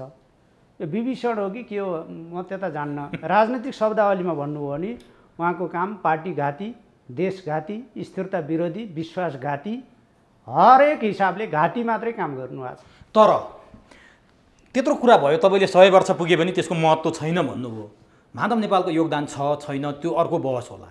प्रधानमन्त्री माधव नेपालको योगदानका बारेमा कुरा गर्न मात्रै तपाईँले एक दिन समय मिलाउनुहोस् न, योगदानको बारेमा पनि चर्चा गरिन्छ। ठिक छ, तर सुन्नुहोस्, योगदान आफ्ना सबै कुकृत्यहरू छोप्ने रामनामी वर्गको हुन सक्दैन। योगदानको हैसियतमा बदमासीको, अपराधको कोटीमा समीक्षा हुन्छ, विश्लेषण हुन्छ। तपाईँ अन्तर्राष्ट्रिय कम्युनिस्ट आन्दोलनमा पनि हेर्नुभयो भने स्टालिनको मूल्याङ्कन गरिएको छ। 30% स्टालिनको प्रवृत्ति ठिक थिएनन्, 70% स्टालिन सही थिए भनिएको छ। माओ सेतुङको मूल्याङ्कन गरिएको छ, त्यो एवं रीतिले चिनिया कम्युनिस्ट पार्टीले गरेका छ। माओ सेतुङ क्रान्तिकारी थिए, 70% सही थिए, 30% माओ सेतुङमा पनि खराबी थियो। पार्टी निर्माणमा माधव नेपालको ठुलो योगदान छ, विराट योगदान छ। त्यही योगदानको जगमा उभिएर उहाँ 16 वर्ष पार्टी प्रमुख, 21 महिना राष्ट्रको कार्यकारी प्रमुख हुनुभएको हो नि त। त्यही योगदानको आधारमा उभिएर माधव नेपालको कद उचाइ मन परेर, उहाँको अनुहार मन परेर, उहाँको लवाई खवाई मन परेर, उहाँले लाउने टोपी मन परेर, उहाँको न्वारानको नाम मन परेर, रौतहटमा जन्मिएको कारणले, कोटेश्वरमा बस्ने कारणले उहाँ प्रधानमन्त्री हुनुभयो र पार्टीको प्रमुख हुनुभयो र महासचिव हुनुभयो र त्यही योगदानमा उभिएर हुनुभयो। तर आज माधव नेपाल जहाँ उभिनु भएको छ, एकपछि अर्को छङ्गाछुर भिडबाट तल नफर्किने गरी खसिरहनु भएको छ। माधव नेपाललाई यो हदसम्म तपाईँले चित्रित गर्नुभयो नि, 2 वर्ष भएको छैन, 2 महिना भएको छैन, एमाले बनेको बादलहरू भर्खरै हो नि त। फागुन 23 पछि हो नि एमाले बनेको त। बादलहरूलाई छेउछाउमा राखेर वरपर राखेर प्रधानमन्त्री ओलीले कसरी माधव नेपाललाई त्यो सत्तो माधव नेपाललाई पर जानुस् भनेर पुष्पकमल दाहाल प्रचण्डकोमा जानुस् भनेर प्रधानमन्त्रीले पठाउनु भयो र शेरबहादुर कहाँ जानुस् भनेर प्रधानमन्त्रीले पठाउनु भयो र हाम्रो पार्टी नभने पनि व्यवहार हेर्नु न। हाम्रो पार्टीमा के व्यवस्था छ भने केन्द्रीय कमिटी निर्वाचनमा आयो, निश्चित सङ्ख्या, निश्चित प्रतिशत मनोनयनको व्यवस्था छ र पार्टी एकताको प्रक्रियाबाट आउनेहरूलाई मनोनयन गर्ने 20% त्यो सङ्ख्या पनि छ। तपाईँले हाम्रो नेकपा एमालेको विधान अनुसार कुरा गर्नुहोस् न, माधव नेपालको, भीम रावलको कुरा अनुसार गर्ने हो, विधानको व्यवस्था अनुसार छ। अहिले जो साथीहरू कमरेड रामबहादुर थापा बादल, तपाईँले धेरै मिनिमाइज गरेर कुरा गर्न किन पर्दैन भने माओवादी जनयुद्धलाई रोल्पा रुकुमका गरी खाने मगर समुदायका, श्रमजीवी समुदायका बीचमा पपुलर बनाउने बादल हुनुहुन्थ्यो। पुष्पकमल दाहाल त सायद सुरक्षित ठाउँमा हुनुहुन्थ्यो। सिस्ने जलजल अभियानको, सिज अभियानको नेतृत्वकर्ता उहाँ हुनुहुन्थ्यो। आज माओवादीको नेतृत्वमा स्थापित भएका वर्षमान पुनदेखि नन्दकिशोर पुनदेखि यी धेरैलाई चाहिँ नेतृत्वमा स्थापित गर्ने कुराको एउटा चाहिँ लिडर पनि उहाँ हुनुहुन्थ्यो। पुष्पकमल दाहाल प्रचण्डसँग हाराहारी सुरुदेखि नै आन्दोलनमा योगदान भएको नेता हुनुहुन्थ्यो। त्यस ढङ्गले उहाँले योगदान गर्नुभएको थियो। केही योगदान नभएको भए पुष्पकमल दाहाल प्रचण्डले आफू प्रधानमन्त्री हुँदा रक्षा मन्त्री आफू पछिको, अनि प्रधानमन्त्री केपी शर्मा ओलीको नेतृत्वमा गृहमन्त्री के दया माया गरेर पठाउनु भयो। तर बादलको बारेमा तपाईँले जे म भन्दैछु, अनि उहाँहरू नेकपा एमाले र माओवादी केन्द्रबीच एकीकरण भयो, 441 सदस्यीय केन्द्रीय कमिटी बन्यो। जब छुट्टा छुट्टै आफ्नो आफ्नो धारतर्फ फर्किने स्थिति भयो, हामी चाहिँ प्रचण्डको धारमा जान्नौँ। हामी एकीकरणको प्रक्रियाबाट अगाडि बढेका थियौँ। अदालतले फुटाए पनि हामी पहिलो अध्यक्ष प्रधानमन्त्री केपी शर्मा ओलीको नेतृत्वलाई, उहाँको विचारलाई, दृष्टिकोणलाई साथ दिन्छौँ भनेर कमरेड बादल सहित स्थायी कमिटीका 4 जना, त्यो भनेको झन्डै 8.5%, केन्द्रीय कमिटीका त्यो भनेको झन्डै 12%, केन्द्रीय कमिटीका 23 जना, यस्तै 8-12% नेताहरू चाहिँ केन्द्रीय तहका नेताहरू, मन्त्री भइसकेका, पार्टीको नेतृत्वमा रहिसक्नुभएका नेताहरू चाहिँ उहाँहरू प्रचण्डको साथमा जानु भएन। प्रचण्डको साथमा जानु भएन र नेकपा एमालेमै रहनुभयो। अनि के उहाँहरू नेकपा एमाले हुन पाउनुहुन्न भनिदिनु पर्थ्यो प्रधानमन्त्री केपी शर्मा ओली? एमाले हुन पाउनुहुन्छ। हिजोको खाँटी एमालेहरूलाई परफ सार्ने, कर्नरमा पुर्याउने होइन, सारेको होइन के, तपाईँले सही कुरा बुझ्नुहोस् न। माधव नेपालको माग के छ र? जेठ 2 मा फर्किनु, फर्किसकेपछि अनि कहाँ जानुभयो? कसरी फर्किनु भयो? जेठ 2 मा फर्किने भने बादलहरू त्यो केन्द्रीय कमिटीको बैठकमा प्रधानमन्त्रीका दायाँ बायाँ बस्न मिल्छ? सुन्नुहोस्, यता सुन्नुहोस्। प्रधानमन्त्रीले जेठ 23 गते नै, मूलत जेठ 2 मा फर्किने गरी माधव नेपाल सहितका सबै भड्किएका नेता कार्यकर्तालाई पार्टीमा फर्किन आह्वान गर्नुभयो। सुन्नुभयो? 27 गते सर्वोच्च अदालतले एउटा फैसला गर्यो, नेकपा एमालेको महाधिवेशन आयोजक कमिटी चाहिँ लाई हामी चिन्दैनौँ भन्ने खालको फैसला गर्यो। फ्लोर क्रस गरेकोलाई पनि त्यस आधारमा सुनपानी छर्किने खालको क्रियाकलाप भयो। ल ठिक छ, अदालतको फैसला गलतै छ, कुनै राजनीतिक दलको परिभाषा खण्ड पनि नपढिकन, त्यसको व्यवस्था पनि नपढिकन फैसला भएको छ। तर अदालतले गरेको फैसला मान्नुपर्छ भनेर 16 गते महाधिवेशन आयोजक कमिटीको बैठक बसेर विघटन भयो। त्यो विघटन भयो। र म तपाईँलाई भन्न चाहन्छु, फागुन 28 गते केन्द्रीय कमिटीको 10औं बैठक बसेर त्यो बैठकले कमरेड रामबहादुर थापा बादल सहितका 23 जना नेताहरूलाई केन्द्रीय कमिटीमा मनोनित गरेको हो। त्यसपछि चाहिँ महाधिवेशन आयोजक कमिटी उहाँहरू सहितको बैठक 11औं बैठक बसेर महाधिवेशन आयोजक कमिटी चाहिँ गठन भएको हो। केन्द्रीय कमिटीको बैठक बसेर गरेको हो। त्यो केपी शर्मा ओलीले व्यक्तिगत रूपमा गर्नुभएको, लहरमा गर्नुभएको विषय होइन। हामी सबै केन्द्रीय कमिटीकै सदस्यहरूले एमाले र माओवादी हुँदा एमाले तर्फको 241 प्लस 242 र माओवादी केन्द्रको नेतृत्व तहबाट नेकपा एमालेमै रहनुभएका, माओवादीमा नफर्किनुभएका 23 जना गरेर 265 सदस्य हाम्रो केन्द्रीय कमिटीले आफूलाई महाधिवेशन आयोजक कमिटीमा रूपान्तरण गरेको थियो। अदालतले महाधिवेशन आयोजक कमिटी नेकपा एमालेको विधानले भन्दैन भनेर राजनीतिक दल सम्बन्धी कानुनको परिभाषामा चाहिँ जे भनिएको छ ती व्यवस्थालाई पनि व्यवस्था गरेर जुन फैसला गर्यो, त्यसपछि 16 गते महाधिवेशन आयोजक कमिटीकै बैठक बसेर अनि त्यसलाई केन्द्रीय कमिटीमै रूपान्तरण गरिएको छ। उहाँले त्यहीलाई अवैध भन्नुभएको छ। महाधिवेशन आयोजक वैध अवैध के? माधव नेपाल न्यायाधीश हुनुभयो, भीमरावल न्यायाधीश हुनुभयो, उहाँहरूको फैसला हामीले मान्नुपर्ने। केन्द्रीय कमिटीले आयोजक कमिटी बनाएको, आयोजक कमिटीले केन्द्रीय कमिटी बनाएको, यो त संस्थागत वैधानिक ढङ्गले गरिएको छ नि त। होइन, यसमा दुवै पक्षको बसेर बैठक बोलाउन सकिन्थ्यो। दुवै पक्ष भनेको पार्टीमा पक्ष कहाँ छ अहिले? माधव नेपाललाई मन लाग्छ केन्द्रीय कमिटीको बैठकमा आउने हो, उहाँको शर्त थियो 2 गते फर्किनु पर्यो। 2 गते फर्किएर 2 गतेको लेजिटिमेट आधारमा, वैधानिक आधारमा उभिएर एकतामा सामेल हुने साथीहरू सहित अगाडि बढ्ने कुरा। तर उहाँले त भन्नुभएको छ केपी ओलीले पटक पटक तिगडम गर्नुभएको छ। जस्तो क्याप्टेन राजेन्द्र थापा के अरे हाम्रो क्याप्टेन रामेश्वर थापाको घरमा बसेर एउटा चाहिँ मलाई त्यहाँ हरियो घाँस देखाउनु भयो, त्यहाँ पनि रणभुल्लमा पारिदिनु भयो। त्यसपछि अदालतको फैसला आउँदैछ, त्यसलाई प्रभावित पार्नका लागि केपी ओलीले हस्ताक्षर फिर्ताको अर्को कुटिल चाल चाल्नु भएको हो। यसमा हुन्छ तपाईँ एकजना सचेत पढे लेखेको सञ्चारकर्मी हुनुहुन्छ। चुनाव चाहिँ नेकपा एमालेका कार्यकर्ताले सूर्य चिन्ह बोकेर सही पनि एमाले मै पनि एमाले भन्ने गीत गाएर नाचेर भोट हालेर घाँस काटेर चुनाव खर्च गरेर जिताउनु पर्ने, अनि शेरबहादुर देउवालाई प्रधानमन्त्री बनाउन जिताएको। तर अदालतमा विचाराधीन मुद्दा छ, कसरी फिर्ता हुन्छ? उहाँ जानु भएको छ नि त, बहस चलिरहेछ। अनि उहाँ गएपछि विचाराधीन भएको होइन, उहाँ फिर्ता भएपछि त्यो विषय त्यही रूपमा जान्छ। फिर्ता लिन मिल्दैन भनिसक्नुभयो उहाँले। राजनीतिक कुरा हुन्छ, उहाँले वक्तव्य जारी गर्नुहोस्, फिर्ता आउनुहोस्, नत्र स्थान छैन भनिएको छ। प्रधानमन्त्रीले, पार्टी अध्यक्षले स्पष्ट भन्नुभएको छ यो तथाकथित विपक्षी गठबन्धन कोभिडसँग लड्नका लागि होइन, नेकपा एमालेको अग्रगतिका लागि होइन, बाढी पहिरो विपद जे सिर्जना भएको छ त्यसमा जनतालाई सेवा सुविधा प्रदान गर्नका लागि होइन, नेकपा एमालेको नेतृत्वलाई विस्थापन गर्न, नेकपा एमालेको भूमिकालाई कमजोर पार्न, प्रधानमन्त्रीलाई अपदस्थ पार्न, नेकपा एमालेको चाहिँ उपलब्धिहरूलाई नामेट पार्न र शेरबहादुर देउवालाई जनताले तिरस्कार गरेको स्थितिबाट पुनर्स्थापित गर्न, शासनमा पुनर्स्थापित गर्न गरिएको हो र यो भड्काव हो, स्खलन हो।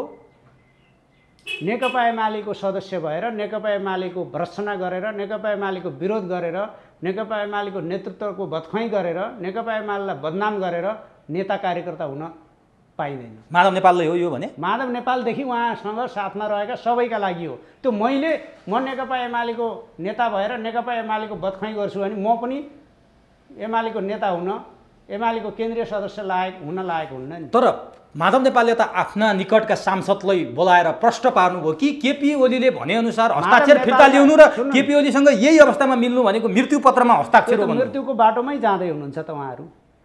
पार्टीलाई बदख्वाइ गरेर, पार्टीलाई बदनाम गरेर, पार्टीलाई कमजोर पारेर, पार्टी नेतृत्वलाई चाहिँ घेराबन्दी गरेर चाहिँ दुश्मनको खेलौना, हातको खेलौना, पुतली बनेर अनि कुन स्वर्ग जाँदै। तर तपाईँले हेर्नु भएको छ नि पछिल्लो समयमा माधव नेपाल, भीम रावल, रामकुमारी झाँक्रीहरूका अभिव्यक्ति हेर्नु भएको छ नि, यस्तै अवस्थामा केपी ओलीसँग मिल्न सकिन्न, बरु पार्टी अलग बनाइन्छ। होइन, त्यो त पार्टी अलग बनाएर जानुभयो नि उहाँहरूका बारेमा हामी टिप्पणी गर्छौँ। कहिले बोलाउनु भयो केपी ओलीले केन्द्रीय कमिटीको बैठक? कहिले केपी ओलीले?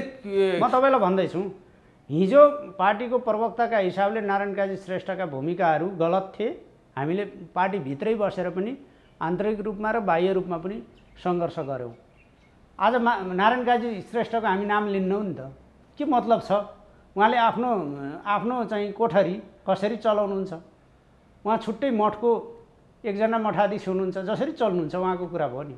माधव नेपालका बारेमा हामीले यी सबै कुरा किन गरेका छौँ भने उहाँ हाम्रो पार्टीको नेता, हिजो 16 वर्ष पार्टी प्रमुख भएको, कोअर्डिनेसन कालदेखि नै नेतृत्वदायी हैसियतमा रहेर पार्टी निर्माणमा लागेको, खेर नजानुहोस् भनेर हो नि त यो सबै। यो आलोचना हो, उहाँको विरोध भर्त्सना निन्दा होइन, उहाँलाई समाप्त पार्न होइन, उहाँलाई सुधार गर्नका निम्ति यो भनिएको हो। के को निम्ति यत्रो लामो डेडलक बनाइरहनु भएको छ त? वार कि पारको निर्णय के उहाँले गर्ने हो, उहाँलाई हामी त निकाल्दैनौँ नि। हामीले त उहाँका कर्म फ्लोर क्रस गराएको, विपक्षी मोर्चाबन्दी गरेको, अनि विपक्षी दलको नेतालाई हस्ताक्षर उपलब्ध गराएको, यी सबै चिज हेरेर पनि हामीले हटाउने निर्णय गरेका चिज पनि एकताका लागि भन्दै पटक पटक फिर्ता गरेका छौँ नि त। तर तपाईँले माधव नेपालमाथि यो प्रश्न उठाइरहँदा केपी शर्मा ओलीमाथि प्रश्न के उठ्छ भने कुर्सीका लागि मरिहत्ते गर्ने, हिजो मधेसीहरूलाई सत्तो सराप गर्ने, नागरिकताको विषयमा केपी शर्मा ओलीले तपाईँ चाहिँ दुईटा सन्दर्भका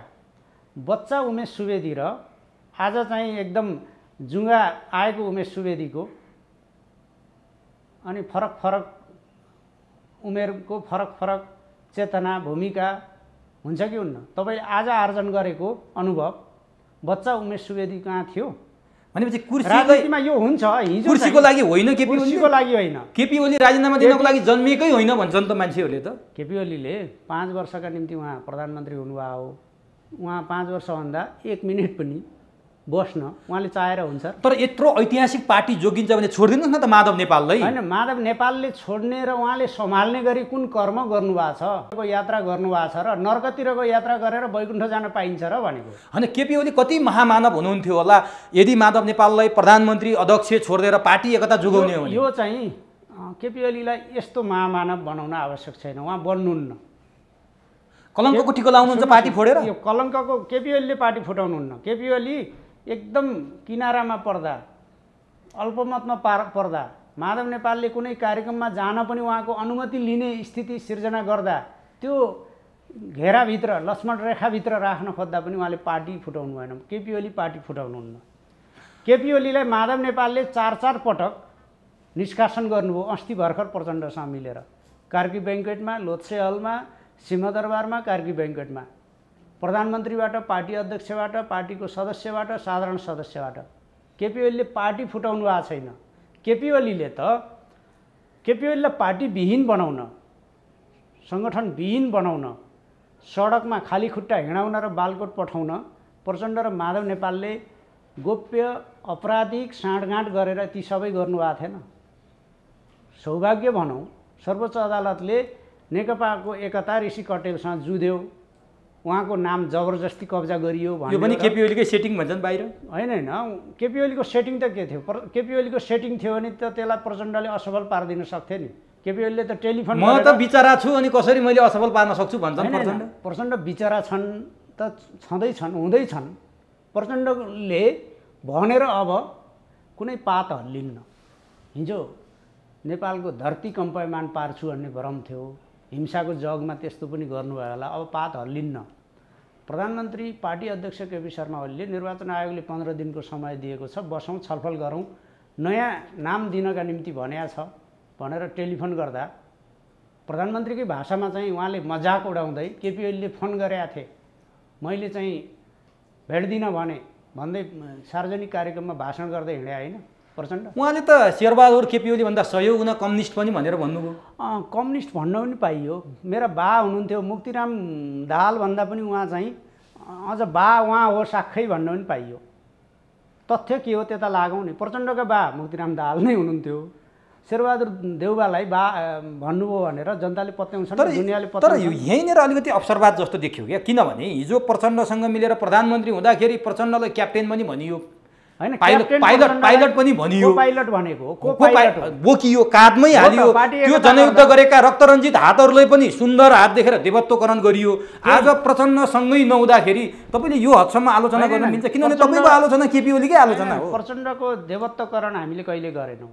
प्रचण्डले सहमति विपरीत जनयुद्ध दिवस मनाउने भन्दै कार्यक्रम आयोजना गर्दा निरन्तर विरोध गरिरहेको 23 वर्षपछि तिम्रा जनयुद्धका नकारात्मक पक्षहरूको भारी बोक्ने काम गर्दैन भनेर आलोचना गर्ने मान्छे म हो। यहाँ होइन, रुकुम गएर चौरजारी गएर पनि आलोचना गर्ने मान्छे। तर प्रचण्डको र केपी ओलीको प्रवृत्तिको पुरा गर्छन् क्या उनीहरू, प्रयोग गर्ने फाल्दिने, प्रचण्डलाई प्रयोग गर्ने फाल्दिने। योग्यता नभएको मान्छे त प्रयोग हुने त हो। योग्यता छ भने त काम गरे भयो नि त। एकता गरेको भने एकताको भाषामा गएको भए आम निर्वाचनपछि तपाईँ प्रधानमन्त्री हुनुहुन्छ, पार्टी महाधिवेशनबाट एकल अध्यक्ष हुनुहुन्छ, अझ अर्ली महाधिवेशन गरौँ भनेको हो नि त। केपी ओलीबाट प्रयोग नभएर नेतृत्व गरे भए हुन्थ्यो नि त। एउटा कुरा सोधौँ म तपाईँलाई, एकजनाले मलाई भन्नुभएको विशेषै मान्छे, उहाँको नाम म खुलाउन्न, प्रधानमन्त्री केपी ओलीले एउटा कमिटमेन्ट गर्नुभएको छ अरे प्रचण्डको राजनीति समाप्त पार्ने हो। किन कमिटमेन्ट गर्नु पर्यो? प्रचण्ड केपी ओलीका निम्ति कुन त्यस्तो पात्र हो जसलाई टार्गेट गर्नु पर्यो? कुन प्रतिद्वन्दी हो, कुन प्रधान शत्रु हो जसलाई समाप्त पार्नका निम्ति कमिटमेन्ट गर्नु पर्यो? प्रचण्ड एउटा सामान्य वामपन्थी आन्दोलनको सामान्य नेता हो। एउटा आफ्नो समूह चलाउनु, उहाँको नामले विश्वमा नेपाल चिनिएको छ भन्नुभयो उहाँले। त्यो प्रचण्डको आत्मरति हो, अरूले भनेको छैन नि, उहाँले आफै भन्नुभएको छ। प्रचण्डले आफै भन्नुभएको छ, म, मेरो परिवार, मेरो छोरो। उहाँले प्रधानमन्त्रीबाट बाहिरिएर अब अहिले प्रकाश छैनन्, त्यसो भएर म यो भन्न त्यति उचित मान्दिनँ, तर भन्नै पर्छ। मलाई सफल बनाउन सबभन्दा ठुलो भूमिका मेरो एकमात्र छोरा प्रकाशको थियो भनेर अन्तर्वार्ता दिँदै हिँड्ने प्रचण्ड होइन। आज उहाँलाई उहाँको परिवारमा कुन राजनीति छ? छोरी स्वकीय सचिव, बुहारी चाहिँ छानी पुरै अवधि मन्त्री, छोरी मेयर, त्यो त प्रधानमन्त्रीले नै बनाइदिनु भयो नि। मतपत्र च्यातेर, काङ्ग्रेस के अरे एमालेका मत लुटेर च्यातेर धाँधली गरेर छोरीलाई मेयर बनाउन कुन राजनीतिक संयन्त्र छ प्रचण्डसँग वरिपरि? दाहाल तन्त्र छ, देख्नु भएको छैन? त्यो यता ओली तन्त्र छैन? ओलीको एकजना कोही भेटाउनुहोस् न, ओलीको आफन्त कोही एकजना भेटाउनु। सबै बा भन्नेहरू छन्। बा त होचिमिन्हलाई चाहिँ हो काका भनेर भन्थे, माओ सेतुङलाई अध्यक्ष माओ भन्थे, माओ सेतुङ भन्थेनन्, अध्यक्ष भन्थे। होचिमिन्हलाई हो काका भन्थे, काका भन्थे। बा चाहिँ तपाईँले आफ्नो बा बाहेक अरू कसैलाई बा भन्नुहुन्छ भने, यद्यपि म राजनीतिक सम्बोधन, राजनीतिक व्यवहार, राजनीतिक अभ्यास गर्नुपर्छ भन्ने मान्छे हुँ। तर कम्युनिस्टमा त कमरेड हुन्छ होला नि त? होइन, कम्युनिस्टकै कुरा गर्दैछु त मैले। होचिमिन्ह के गैर कम्युनिस्ट थिए? भियतनामी जनताले आज पनि काका हो भन्छन्, भन्दैनन्? भियतनामी जनताले आज पनि काका हो भन्छन्। यस्ता कुरा चाहिँ कम्युनिस्टको सिक्यौँ हामीले। 100 वर्षमा चीनले चाहिँ विश्व हल्लाउने तरङ्ग पार्ने चिनिया कम्युनिस्ट पार्टीको 100 वर्षको वार्षिक उत्सव त हेर्नुभयो होला नि। हामी 70 वर्षमा पुग्दा आज पनि नातावाद, कृपावाद, भ्रष्टाचार, शून्य सहनशीलता भन्नुहुन्छ प्रधानमन्त्रीले, पटक्कै छैन। हामी उधो गतितिर यता नजाउँ, यसलाई विषयलाई अपव्याख्या नगर्नुहोस्। श्रीमतीलाई केन्द्रीय सदस्य मनोनित गर्नुपर्ने, धनगढीबाट टिकट दिनुपर्ने शेरबहादुर देउबा, छोरीलाई भरतपुरको मेयर चाहिँ उठाउनु पर्ने, बुहारीलाई मन्त्री बनाउनु पर्ने, कसलाई के बनाउनु पर्ने प्रचण्ड। अनि यो सबै खालको अनि यहाँ पनि छ नि, मुख्यमन्त्री बन्नुपर्ने शङ्कर पोखरेल, श्रीमती सांसद बन्नुपर्ने, राष्ट्रिय सभामा वामदेव हुनुपर्ने, तुलसा थापा सुन्नुहोस्, त्यो प्रतिनिधि सभामा हुनु सम्बन्धित नेताहरूलाई उहाँहरूको योग्यताका आधारमा हुने कुराका निम्ति त हिजो हाम्रो पार्टीमा सिपी मैनाली, आरके मैनाली 2 दाजुभाइ नेता हुनुहुन्थ्यो। तर के 2 दाजुभाइ भनेर बनाएको हो र? होइन नि त। भिडा मगर र रेणु दाहालको योगदान छैन माओवादी? उहाँहरूको हाराहारी माओवादीमा कति छन् त्यहीँ भित्र सोध्नुहोस् न, त्यहीँ सर्वेक्षण गर्नुहोस् न। पुष्पकमल दाहाल प्रचण्डले त्यही कारणले कति मान्छे भड्काउनु भयो उहाँलाई सोध्नुहोस् न। म चाहिँ उहाँहरूको निर्णयका बारेमा कमेन्ट गर्दिनँ, मलाई जरुरी लाग्दैन। तर कुरा के हो भने आफू दाहाल तन्त्र, राणा तन्त्र जस्तो शेरबहादुर देउबा, पुष्पकमल दाहाल। तर तपाईँले भनेको कुरो एकदम यथार्थमा ठिक छ। यतातिर झन् के बनाइदियो तपाईँले सुन्नु भएको छ कि छैन? हुन त त्यो राम्रो एउटा पनि केपी ओलीको नातेदार पोलिटिक्सलाई ओलिटिक्स बनाइयो, पी हटाइयो रे के? हैन, ओलिटिक्स भयो। ओलीको योग्यतामा, उहाँको विचारमा, उहाँको सपनामा ओलिटिक्स भयो भने तपाईँ किन टाउको दुखाउनुहुन्छ त? केही नभइकन त ओलिटिक्स भनेनन् होला नि त आलोचनाहरूले पनि, आलोचकहरूले पनि। केही योग्यतामा, केही तथ्यमा, केही जगमा। तर आदर्श एकदमै ठिक हो, तपाईँले पाठ सिकाउनु भयो, राम्रै कुरा हो। दाहाल तन्त्र, राणा तन्त्र त्यो देखिया पनि छ नि। तर प्रधानमन्त्री केपी शर्मा ओलीको मन्त्रीमण्डलमा जाउँ है एकचोटि। उहाँले 15 जना भएका मधेसी पार्टीहरूबाट 12 जनालाई मन्त्री बनाइदिनु भयो। रातो पासपोर्टमा आलोचित भएका त्यही अर्जुन राणासँग चुनाव लडेका नारद राणालाई मन्त्री बनाइदिनु भयो। बादलको श्रीमती जो घरेसी जीवनमा बसिरहनु भएको थियो उहाँलाई टपक्क टिपेर ल्याएर मन्त्री बनाइदिनु। 3 जनाका बारेमा बिचमा तपाईँले डिस्टर्ब नगर्नुहोस् है, म 3 जनाका बारेमा तपाईँलाई भन्नै पर्ने भयो। नारद मुनि राणा करोडौँ करोड खर्च गरेर डाक्टर आर्जु देउबाले शेरबहादुर देउबाको श्रीमती, कङ्ग्रेसको केन्द्रीय सदस्य अनि राणाको छोरी यो हैसियतका आधारमा हराउन खोज्दाखेरि पनि नसकेर जितेर आएको एउटा भूमिपुत्र राणा थारूको छोरा उहाँ हुनुभयो।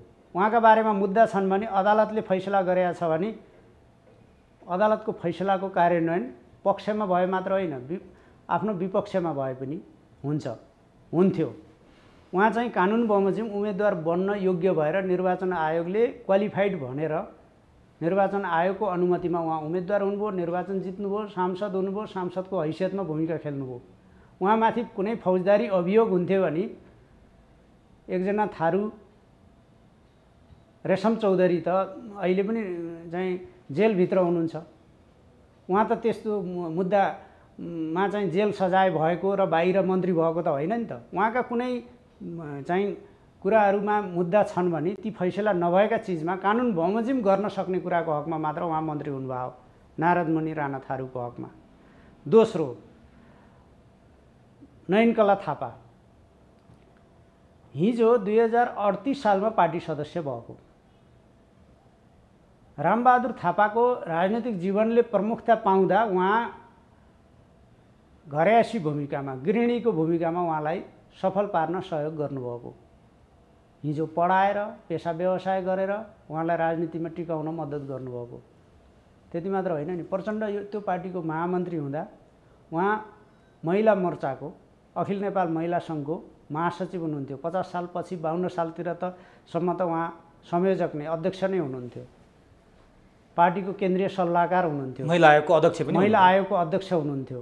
के महिला आयोगको अध्यक्ष रामबहादुर थापाको गृहिणी भनेर बनाउनु भएको थियो? महिला आयोग आधा आकाशको प्रतिनिधित्व गर्ने सिङ्गो महिला क्षेत्रको निम्ति, समुदायको निम्ति काम गर्नका निम्ति योग्य मान्छे भनेर लगेको होइन। हिजो बुटवलमा, चितवनमा पढाउँदा उहाँ नाम चलेको विद्यार्थीहरूले सम्मान गर्ने, विद्यार्थीहरूले मन पराउने अङ्ग्रेजी शिक्षक हुनुहुन्थ्यो, माध्यमिक तहको अङ्ग्रेजी शिक्षक हुनुहुन्थ्यो। अरू कस्ता कस्ता मान्छे मन्त्री भएको छन्, यी सबै योग्यता उहाँको मन्त्री बन्नका निम्ति अनि हामीले चाहिँ आँखा बन्द गरेर देख्न नपर्ने योग्यता हुन् नयनकला थापाको। 15 जनामा 12 जना र अब अर्को 15 जनामा 12 जना होइन, उहाँहरू 20 जनाले सरकारलाई समर्थन गर्नुभयो, 11 जना 12 जना मन्त्री हुनुभयो। अब त्यो चाहिँ क्षेत्रीय पार्टी थियो, जनता समाजवादी पार्टी मूलतः बाबुराम भट्टराईसँगको एकतापछि देशभरि छरिएको भए पनि छिटफुट रूपमा देशका विभिन्न ठाउँका व्यक्तिहरू चाहिँ त्यसमा भएको भए पनि मूलतः त्यो 2 नम्बर प्रदेश केन्द्रित पार्टी हो भन्ने कुरा सबैलाई थाहा छ। हिजो गजेन्द्र नारायण सिंहले सद्भावना पार्टी स्थापना गर्दा होस् वा उपेन्द्र यादवले मधेसी जनअधिकार फोरम बनाउँदा होस् वा महन्त ठाकुरले तमलोपा बनाउँदा होस्, तमलोपा तराई मधेस लोकतान्त्रिक पार्टी बनाउँदा होस् वा ती सबै मिलेर आज चाहिँ जनता समाजवादी पार्टी बनाउँदा। तर प्रधानमन्त्रीले सत्ता टिकाउनलाई जे पनि गर्नुभयो भन्ने कुरा हो। प्रधानमन्त्रीले आफ्नो समर्थकहरू खोज्ने, तर श्रीमान मन्त्रीबाट हट्यो, श्रीमती ल्यायो, बादल हट्यो, नयनकला ल्यायो, रघुवीरको जुली महतो हट्यो, रघुवीरलाई उपप्रधानमन्त्री बनायो। जुली महतो हाम्रो पार्टीको केन्द्रीय सदस्य, उहाँ रघुवीर महासेठको श्रीमती भएर मन्त्री हुनुभयो, हाम्रो पार्टीको केन्द्रीय सदस्य, उहाँ प्रतिनिधि सभाको सदस्य। अरू हुँदैनन् पार्टीमा? म भन्दैछु, उहाँ एउटा सन्दर्भको आवश्यकताले कथाले मागेर उहाँ मन्त्री हुनुभयो, उहाँ 5-6 महिना मन्त्री हुनुभयो। रघुवीर महासेठजी अहिले हाम्रो पार्टीको थाई कमिटीको सदस्य, 2 नम्बर प्रदेशको इन्चार्ज, तराई मधेसमा 2 नम्बर प्रदेशमा हाम्रो पार्टीको सबभन्दा सिनियर नेता, सबै 1 नम्बर नेता त अहिले उहाँ हो नि त। अनि अध्यक्ष उहाँ इन्चार्ज पनि हो, 1 नम्बर हो। अनि उहाँ उपप्रधानमन्त्री, पार्टीले पहिलोचोटि मधेसको मान्छेलाई उपप्रधानमन्त्री बनाउँदा उहाँलाई बनायो। अनि रघुवीर महासेठ पार्टीको त्यो प्रदेशको इन्चार्ज, थाई कमिटीको सदस्य नबनाएर अर्को मान्छे बनाउँदाखेरि त विवाद हुन्थ्यो। तर बाहिर के छ भन्दैछु। अनि ज्वालाकुमारी शाह त्यो प्रदेशको अध्यक्ष, पार्टीले महिलालाई मधेसबाट मन्त्री बनाउँदा त ज्वालाकुमारी शाहलाई बनायो, त्यो पार्टीको प्रदेशको अध्यक्ष उहाँ हो, केन्द्रीय कमिटीको सदस्य, प्रदेश कमिटीको अध्यक्ष। इन्चार्जलाई, अध्यक्षलाई पार्टी सिस्टमबाट नेतृत्वमा रहेका त्यहाँ स्थापित गरेको केन्द्रीय कमिटीले, स्थायी कमिटीले त्यो भूमिका दिएको व्यक्तिहरूलाई नै मन्त्री बनायो। तर प्रधानमन्त्रीले राष्ट्रपतिलाई चितोर्ने काम हो भनेर भनिरहनु भएको छ। तर प्रधानमन्त्री स्वयंको गतिविधिले मन्त्री भन्ने पद नै यस्तो सस्तो भयो, मन्त्रीको पदको हुर्मत लिनुभयो, राष्ट्रपतिको हुर्मत लिनुभयो। कसरी भने राष्ट्रपति राति मध्यरातसम्म प्रधानमन्त्रीको कार्यालयबाट के चिठी आउँछ भनेर बस्नुपर्ने प्रधानमन्त्रीले बनाइदिनु भयो। अर्को दिन गरे भए पनि हुन्थ्यो। सर्वोच्च अदालतले फागुन 11 गतेको फैसला कति बजे गरेको थियो तपाईँ सम्झिनुहुन्छ? बेलुका गरेको थियो। कति बजे गरेको थियो? मेबी 6-7 बजे थियो होला। 7:30 बजे अफिस समय हो त। तर मध्यरात। म भन्दैछु लोकमान सिंह कार्कीको शपथ ग्रहण पूर्व राष्ट्रपति डाक्टर रामवरण यादवले कति बजे गर्नुभयो? तर अरूले जे गरे त्यही गर्ने भनेर प्रधानमन्त्रीले आउनु भएन नि त। मैले भन्न खोजेको सरकार 24 घण्टै खुला हुन्छ। राष्ट्रपति कार्यालय, प्रधानमन्त्री कार्यालयका फङ्सनिङहरू निश्चित समय तर भीमराव र पम्फा भुसालले एउटा निवेदन दर्ता गर्दा 5-5 घण्टा पुगेको पनि त्यही शीतल निवास हो नि। उहाँहरूको कर्मतिर हामीलाई नसोध्नुहोस्, उहाँहरूको किन दर्ता भएन, उहाँहरू कहिले जानुभएको थियो, के भएको थियो, उहाँहरूले उपचार चाहिँ त्यस बापत के खोज्नुभयो, त्यो भीमराव पम्फा भुसालको कुरा गरेर अहिले हामीले समय खेर। त्यसो भए शेरबहादुर देउवाले राष्ट्रपति त केपी ओलीको मामुली कार्यकर्ता हो भनेर भनेको कुरा भन्नुभएको छैन। यो तपाईँले बेकारको कुरा आइरहेको छ। भन्नुभएको छैन उहाँले शेरबहादुर सञ्चार माध्यमले गलत लेखे यो भन्नुभएको छैन। यो चाहिँ केपी शर्मा ओलीले माधव कुमार नेपाललाई प्रचण्डको मामुली कार्यकर्ता भन्नुभएको उहाँले हो, आफ्नै स्वरमा भन्नुभएको छ, सार्वजनिक भाषणमा भन्नुभएको छ। त्योसँग चाहिँ उस्तै लाग्ने गरी नकल नगरौँ न, नकल पनि भएको होइन। मसँग कटिङ छैन, तपाईँसँग कटिङ पनि छैन, उहाँले भन्नुभएको पनि छैन। शेरबहादुर देउवाको म आलोचना गर्नुपर्ने ठाउँमा अरू ठाउँ आलोचना गरौँला, उहाँले नभनेको विषयमा आलोचना गर्न आवश्यक छैन। सञ्चार माध्यमले गलत लेखे। त्यसो भए सञ्चार माध्यमले पनि कसले लेखे, सञ्चार माध्यम पनि त कोटीका छन्, त्यो कसले लेखे म त्यता जान्न, ती सबैको जिम्मा। भनेपछि राष्ट्रपतिलाई यति अपमान कसले गरेछ त? 5 पूर्व प्रधानमन्त्रीले कि बहालवाला प्रधानमन्त्रीले? प्रधानमन्त्रीले राष्ट्रपतिलाई किन अपमान गर्नु? विवादमा ल्याउनु भयो भन्छ। उहाँले किन विवादमा ल्याउनु भयो? राष्ट्रपतिको संवैधानिक कर्तव्य के हो भने सरकारले मन्त्री परिषदले गरेको सिफारिसका आधारमा जुनसुकै काम गर्ने हो। हामीले संवैधानिक राष्ट्रपतिको व्यवस्था गरेका छौँ। विद्यादेवी भण्डारी नेपालको संविधान बमोजिम संवैधानिक राष्ट्रपति हो, कार्यकारी राष्ट्रपति होइन। मनमा कार्यकारी भूमिका राष्ट्रपतिको भूमिका राखेर हिजो रामवरण यादवलाई संविधान विपरीत तथाकथित बाधा अड्काउ फुकाउ गरेर खिलराज रेग्मी जन्माउने जन्मदाताहरू त्यसका पृष्ठपोषकहरूले राष्ट्रपति विद्यादेवी भण्डारीले शेरबहादुर देउवालाई उहाँको केयरमेट गरिएको टी पेस्ट लाएको खिचडी मैले अघि भने नि केही पार्टीको समर्थन केही चाहिँ अरूका सांसद चोरेर नक्कली हस्ताक्षर समावेश गरेर झुक्क्याएर गरिएका सोमप्रसाद पाण्डेको भनाइअनुसार माधव नेपालले म प्रधानमन्त्री हुनका लागि हस्ताक्षर गर्ने हो भन्ने भनेर चाहिँ उहाँले हस्ताक्षर गराएर शेरबहादुर देउवालाई सेल आउट गरे होइन।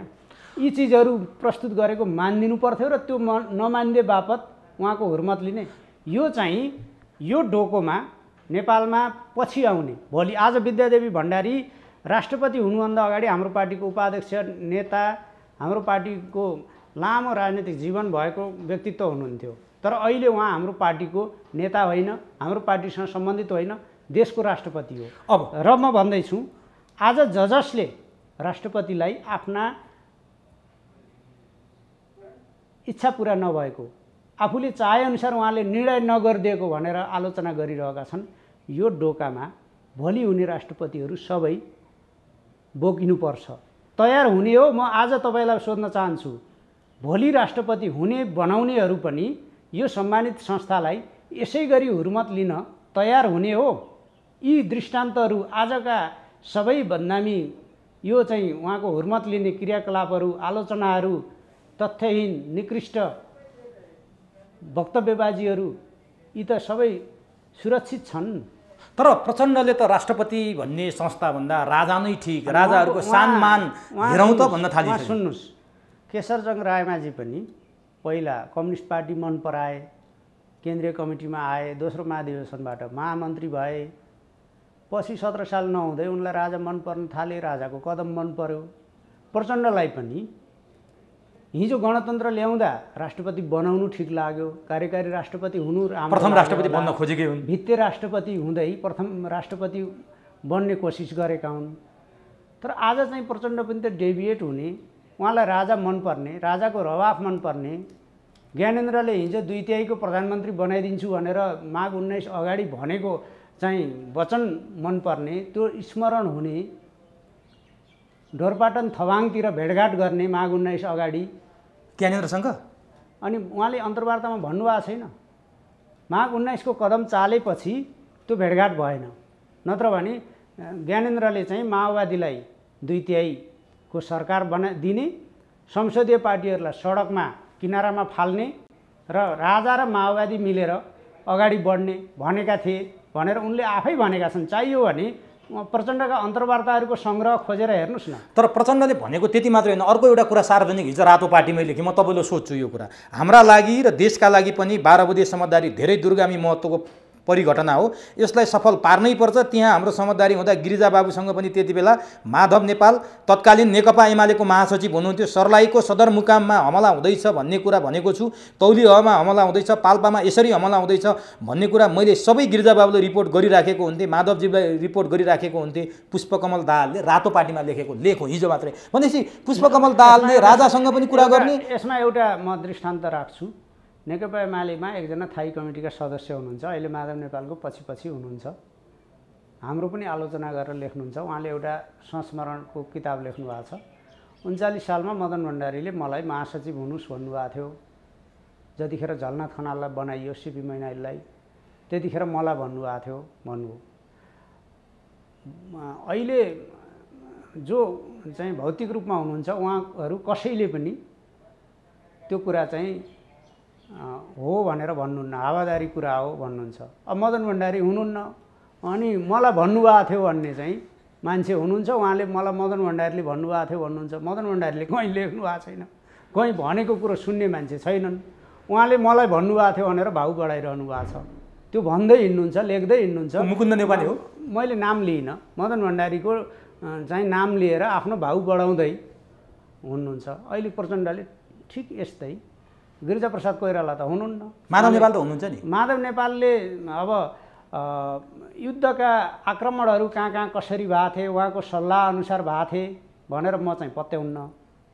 माधव नेपालले त्यसो गर्नुभयो भन्ने म पत्याउन्न। कतिपयले माधव नेपाल र प्रचण्डको त्यति बेलादेखि नै नाभि जोडिएको थियो। माधव नेपालले युद्धका ती आक्रमणहरू उहाँको सहमतिमा, उहाँको योजनामा, उहाँको जानकारीमा भएका हुन् भने सार्वजनिक रूपमा भन्नुहुनेछ।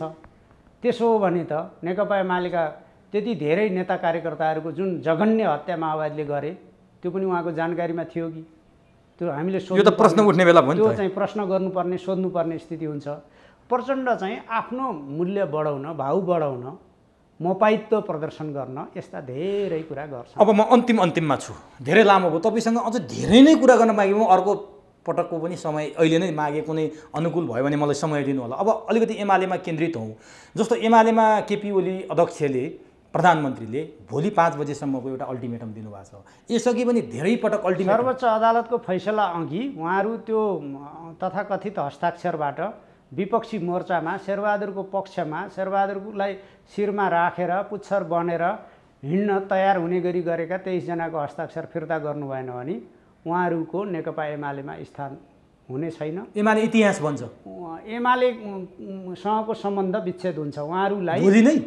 उहाँहरूलाई चाहिँ एमालेको पङ्क्तिले नेता कार्यकर्ता मान्दैन। अन्त 5 बजे भोलि अल्टिमेटम सकिँदैछ। प्रधानमन्त्रीज्यूले भन्नुभएको छ र केन्द्रीय कमिटीले सर्वसम्मतिले समर्थन गरेर त्यो अल्टिमेटम दिएको, उहाँहरूलाई सच्चिने, सुध्रिने, आफ्नो गलत क्रियाकलापबाट फिर्ता हुने र पार्टीमा फेरि आबद्ध हुने कुराका निम्ति उहाँहरूलाई सुधारको मौका हो।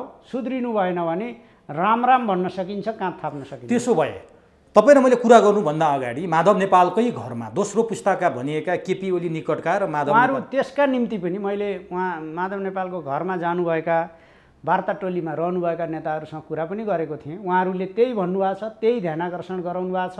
हस्ताक्षर फिर्ता गर्न, विपक्षी मोर्चाबाट सम्बन्ध विच्छेद गर्न, आफूलाई अलग गर्न, पार्टीमा फर्कन, पार्टीमा भूमिका खोज्न, पार्टीका नेता कार्यकर्ताको मन जित्न, पार्टीमा चाहिँ आफ्नो व्यक्तित्व र अनुभव, इतिहासका आधारमा पार्टीको नेतृत्वका निम्ति पनि तयार रहन, पार्टीमा आफ्नो भूमिका खोज्न, त्यस आधारमा देशमा पनि आफ्नो भूमिका बढाउन आग्रह गर्नुभएको छ। तर सकारात्मक हुनुहुन्न रे माधव नेपाल चाहिँ माधव नेपाल आफूले निर्णय गर्ने ठाउँमा हुनुहुन्न।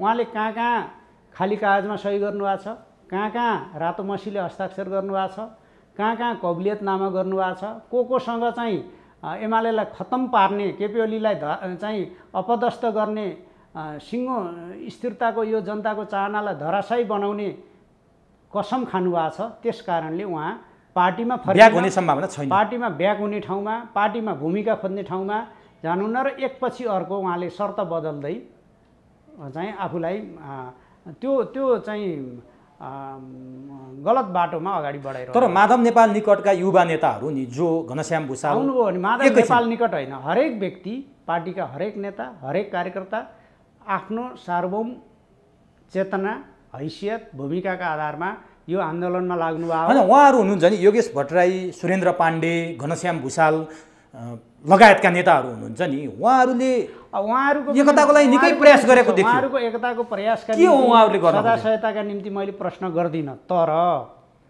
जेठ 2 गते, फागुन 28 अगाडि भन्नुभएको थियो। जेठ 23 गते नै प्रधानमन्त्रीले त्यो आह्वान गर्नुभयो। फागुन 16 गतेबाट त हामी जेठ 2 गतेमै फर्केर अगाडि बढेका छौँ। जेठ 2 गते हुँदै आज चाहिँ अब प्रधानमन्त्रीले आह्वान गरेर, निर्णय गरेर, केन्द्रीय कमिटीले निर्णय गरेर हामी अगाडि बढेका छौँ। केन्द्रीय कमिटीको 13औं बैठक 18 र 19 गते सम्पन्न भएको छ।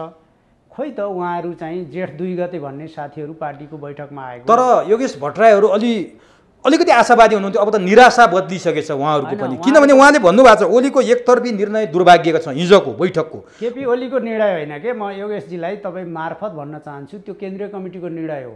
265 जनाको केन्द्रीय कमिटी औपचारिक रूपमा अध्यक्षले निर्देशन दिएर, महासचिवले बोलाएर, केन्द्रीय कमिटीले त्यसको चाहिँ व्यवस्थापन गरेर, केन्द्रीय कार्यालयले त्यसको चाहिँ व्यवस्थापन गरेर बसेको वैधानिक बैठक हो, त्यो औपचारिक बैठक होइन। योगेश भट्टराई पनि निराश हुनुभयो क्या, अब चाहिँ अलिकति नहुनुहोस् भन्ने सद्भाव राख्छु। उहाँले त अदालतको दोस्रो पटक संसद पुनर्स्थापना गर्छ अदालतले, त्यसपछि केपी ओलीले त्यति बेला थाहा पाउनुहुनेछ अहिले उहाँको निर्णय दुर्भाग्यपूर्ण छ भनेर भन्नुभयो। के फेरि संसद पुनर्स्थापना हुँदैछ? अहिले नेकपा एमालेको एकता योगेशजीहरूका लागि दुर्भाग्यपूर्ण हुने हो भने म चाहिँ केही टिप्पणी गर्न चाहन्न। नेकपा एमालेको एकता उहाँहरूका लागि दुर्भाग्यपूर्ण 54-55 सालमा 58 सालसम्म पनि भएकै थियो।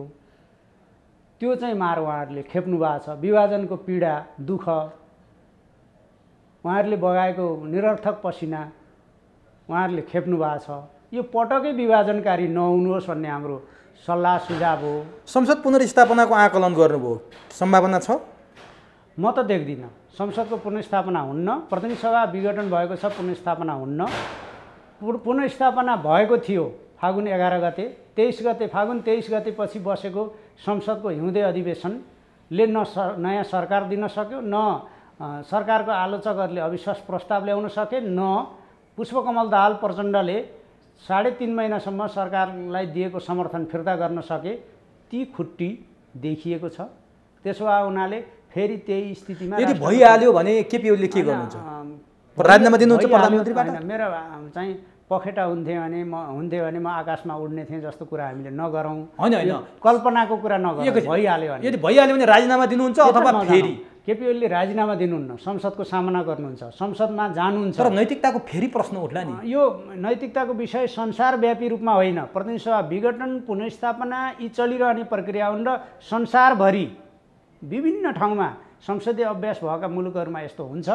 तर कतिपयले नैतिकताको व्याख्या पुष्पकमल दाहाल प्रचण्डलाई केपी ओलीले राजीनामा दिएर, देउबालाई केपी ओलीले राजीनामा दिएर, माधव नेपाललाई केपी ओलीले राजीनामा दिएर सजिलो पारिदिनुपर्छ भन्ने सपना, दिउँसै देखेका सपनाका आधारमा त्यो कतिपयले साउन महिनामा केपी ओली प्रधानमन्त्री रहनुहुन्न, अर्कै मान्छे आउँछ भन्न थालिसके। शेरबहादुर देउबा प्रधानमन्त्री बन्छ। त्यस्ता ज्योतिषहरूको बारेमा मैले केही टिप्पणी गर्दिनँ। त्यसो भए भविष्यवाणी प्रधानमन्त्री हुने, त्यसो भए केपी ओलीले हिजो भन्नुभएको थियो नि संसद अदालतको फैसलापछि केही घोषणा गर्ने कुरा गर्नुभएको छ। उहाँले स्पष्ट भन्नुभएको छ फैसला लगत्तै हाम्रो पार्टीले पत्रकार कुनै अप्रिय कुरा घोषणा गर्दै हुनुहुन्छ? पत्रकार सम्मेलन गरेर आफ्नो दृष्टिकोण सार्वजनिक गर्छ र भोलिपल्ट केन्द्रीय कमिटीको बैठक गरेर आवश्यक निर्णय गरेर अगाडि बढ्छ।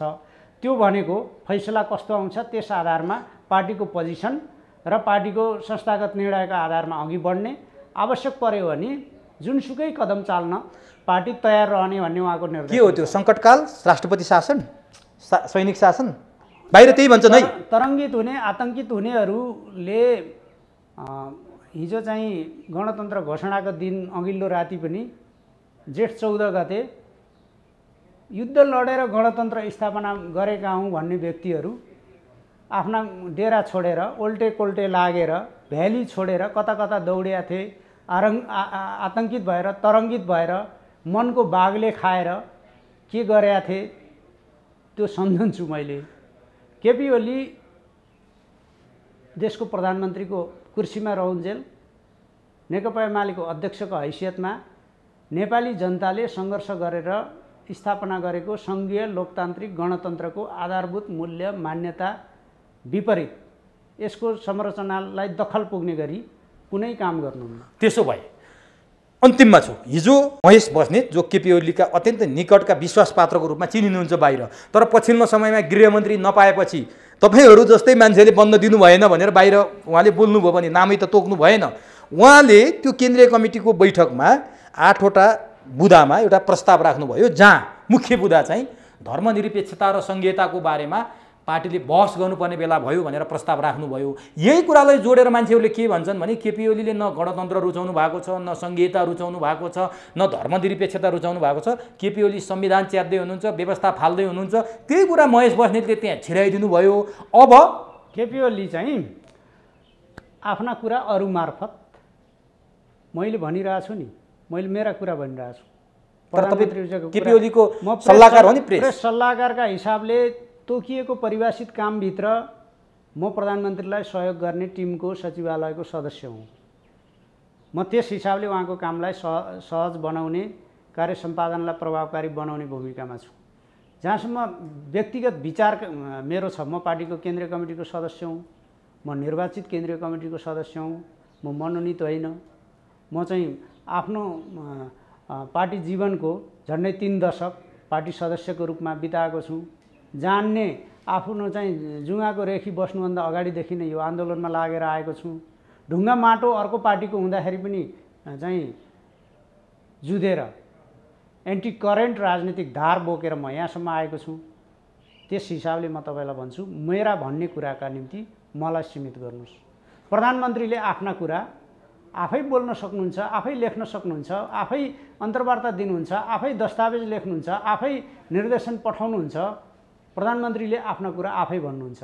अरू कसैले प्रधानमन्त्रीको कसैले छोरा हुँ भनेर, छोरी हुँ भनेर, नाति हुँ भनेर, पनाति हुँ भनेर, ज्वाइँ हुँ भनेर भन्छन् भने पनि तिनीहरूको नक्कली कुरा हो भनेर बुझ्नुहोस्। म जहाँसम्म महेशजीको बारेमा तपाईँले कमेन्ट गर्नुभयो, तपाईँहरू जस्ता साथीहरूले, मिडियाका साथीहरूले महेशजीलाई गृहमन्त्रीको रूपमा हामीले रोकेको भन्ने ढङ्गले पनि हामीलाई चाहिँ कतिले महेशजीको पैतला मुनि पनि दाँजिन योग्य, राखिन योग्य होइन भनेर पनि भन्नुभयो। अनि गृहमन्त्री बन्न हामीले रोकेको भनेर पनि अझ उहाँ निकटै, उहाँ इन्चार्ज नै रहेको सङ्गठनका जिम्मेवार पदाधिकारीहरूले स्ट्याटस लेख्ने, मिडियाले यस्ता चिजलाई प्रमुखता दिने, तस्बिरसहित चाहिँ हामीलाई अब फरक ढङ्गले चित्रण गर्ने कोसिस गरेको मैले पाएँ। मैले सम्बन्धित साथीहरूलाई पनि भनेको छु, ती चिजमा महेशजी आफै इन्भल्भ हुनुहुन्छ भन्ने म ठान्दिनँ।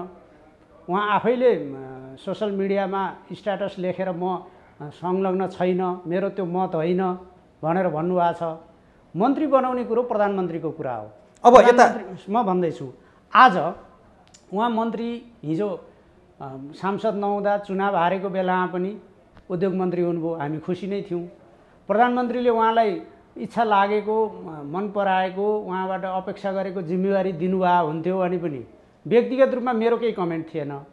महेशजी मेरो प्रतिस्पर्धी पनि होइन, उहाँको र मेरो भौगोलिक ऊ पनि धेरै टाढा छ। कयौँ ठाउँमा मेरो जिल्लामा उहाँलाई चाहिँ उहाँ मन्त्री भइसकेपछि हिँड्दिनुहोस् न भन्दाखेरि उहाँ सहजै गएर युवाहरूको बिचमा उहाँले सम्बोधन पनि गर्नुभएको छ। महेशजीलाई म चाहिँ गुन्डुको गाविस अध्यक्ष हुँदादेखि जान्दछु। म रेडियो नेपालमा उहाँको अन्तर्वार्ता ल्याएको थिएँ। यी कुराहरू आफ्नो ठाउँमा भए। केही पानी अनलाइनहरू महेश चाहिँ बस्नेतलाई हामीले रोकेको हो भनेर केही महेश बस्नेतको आडमा आफ्नो स्वार्थका रोटी सेक्न अभिशप्त व्यक्तिहरू हामीलाई यस ढङ्गले चित्रण गर्न खोजिरहेका छन्। ती कुरालाई मैले महत्त्व दिन्छु। तर उहाँले स्ट्याटस लेखेर केही कामरेडहरूले मेरो प्रगतिमा चाहिँ बाधक बन्नुभयो, म उहाँहरूको नाम लिन्न भन्नु। बस्नेतलाई कसैले एकदमै दया माया गरेर महेश बस्नेत बनाएको होइन। महेश बस्नेतसँग योग्यता हुन्थेन भने उहाँ केन्द्रीय कमिटीमा आउनुहुन्थेन, सांसद नहुँदै मन्त्री हुनुहुन्थेन होला। यो चाहिँ केही मान्छेहरूले उहाँलाई मोहरा बनाएर जसरी अस्वस्थ वातावरण सिर्जना गर्न खोजिरहेका छन्, त्यो चिजलाई उहाँले नियन्त्रण गर्नुहोस्। अब उहाँको प्रस्तावमा म भन्न चाहन्छु, र उहाँले प्रस्ताव राख्नु भएको छ केन्द्रीय कमिटीमा, उहाँले बोल्दाखेरि राख्नु भएको कुनै लिखित प्रस्ताव होइन त्यो। र म यति मात्र भन्न चाहन्छु, महेश बस्नेतजी वा अरू कोही, निरुपाल पनि त्यही लाइनमा अथवा अरू कोही व्यक्तिगत रूपमा यो व्यवस्था कस्तो हुने, यसमा देखा परेका समस्याहरू कसरी समाधान गर्दै जाने भन्ने बारेमा आन्तरिक रूपमा छलफलको विषय विभिन्न विषयमा हुनसक्छ, एउटा पार्टीभित्र हुनसक्छ। तर नेकपा एमालेको नीति अहिले नेपालको संविधान 2072 को संवैधानिक व्यवस्थाभन्दा फरक ढङ्गको संरचना बहस समीक्षातर्फ अहिले हामीले चाहिँ ढोका खुला गरेका छैनौँ। उहाँको व्यक्तिगत विचार हो, उहाँले व्यक्तिगत विचार राख्नुभयो, केन्द्रीय कमिटीले उहाँको विचारलाई स्वीकार गरेन, त्यो बहसको ढोका अहिले खुला भएको छैन। महाधिवेशनका सन्दर्भमा पार्टीले नीति निर्माण गर्दा जरुरी ठान्यो भने विभिन्न बहसहरू हुन सक्छन्, विभिन्न विषयमा बहस खुला गरिन्छ। पार्टीले ओनरसिप ल्याएको छैन। अहिले बहसको ढोका खुला भएको छैन, बहस सुरु भएको छैन। उहाँको कुरा, उहाँसहित केन्द्रीय कमिटीमा साङ्गठनिक योजनाका 5 बुँदामाथि सुझाव दिने सबैका विचारहरू पार्टीको सम्पत्तिका रूपमा सुरक्षित छन्। अहिले नेकपा एमाले धर्मनिरपेक्षताको समीक्षा गर्ने ठाउँमा पनि छैन, सङ्घीयतालाई खारेज गर्ने ठाउँमा पनि छैन। गणतन्त्रलाई नेकपा एमाले खारेज गरेर प्रचण्डको इच्छा पुरा पनि गर्दैन। नेकपा एमाले अहिले सङ्घीय लोकतान्त्रिक गणतन्त्रको संवैधानिक फ्रेमवर्कभित्र त्यो संरचनाभित्र अगाडि बढ्ने, यसभित्र नै सङ्घीयतालाई आफ्नो खुट्टामा टेकाउने, धर्मनिरपेक्षलाई सबै जनताप्रति राज्यको चाहिँ निरपेक्ष व्यवहार, सबै धर्मप्रति समान व्यवहारका रूपमा अभ्यास गर्ने र सङ्घीयताको मैले भनिहालेँ। अनि चाहिँ गणतन्त्रलाई नेपाली स्वरूपको गणतन्त्रका रूपमा कसैले खोज्न नसक्ने, कसैले चाहिँ यसलाई समाप्त पार्न नसक्ने, आफ्नो खुट्टामा उभिएको, विकास समृद्धिको जगमा उभिएको, जनताले आफ्नो तन्त्रका रूपमा, गणतन्त्रका रूपमा यसलाई चाहिँ सुरक्षित गर्ने, जनताले नै सुरक्षित गर्ने परिपाटीका रूपमा यसलाई अगाडि बढाउने हो। जनता खुसी भएनन् भने हामीले चाहेर मात्रै पनि, हामीले स्थापित गरेको परिपाटी हो भनेर मात्रै पनि यी चाहिँ जोगिन्नन्। जनतामा निराशाको खेती गर्ने, जनतामा चाहिँ एकदम गलत दुष्प्रचार मात्रै गर्ने, जनतामा गणतन्त्रको नेतृत्वमाथि चाहिँ प्रहार गर्ने, राष्ट्रपतिमाथि प्रहार गर्ने, प्रधानमन्त्रीमाथि हमला गर्ने, अनि एकदमै मिडिया स्टन्ट गरेर, केही मिडिया ट्रायल गरेर चाहिँ गणतन्त्र विरोधी क्रियाकलापहरू गर्ने अनि गणतन्त्रको सिँडेनी बन्न खोज्ने प्रवृत्तिहरू गलत छन्। गणतन्त्र, संघीयता, धर्मनिरपेक्षता यी हाम्रा चाहिँ आज संवैधानिक व्यवस्था हुन्। हामी संविधान विरोधी क्रियाकलापमा अहिले छैनौँ। हस्, समय दिनुभयो, धन्यवाद। निकै लामो कुराकानी भयो, अत्यन्तै महत्त्वपूर्ण र समसामयिक विषयमा प्रकाश पारिदिनु भयो, यसको लागि तपाईँलाई हार्दिक धन्यवाद।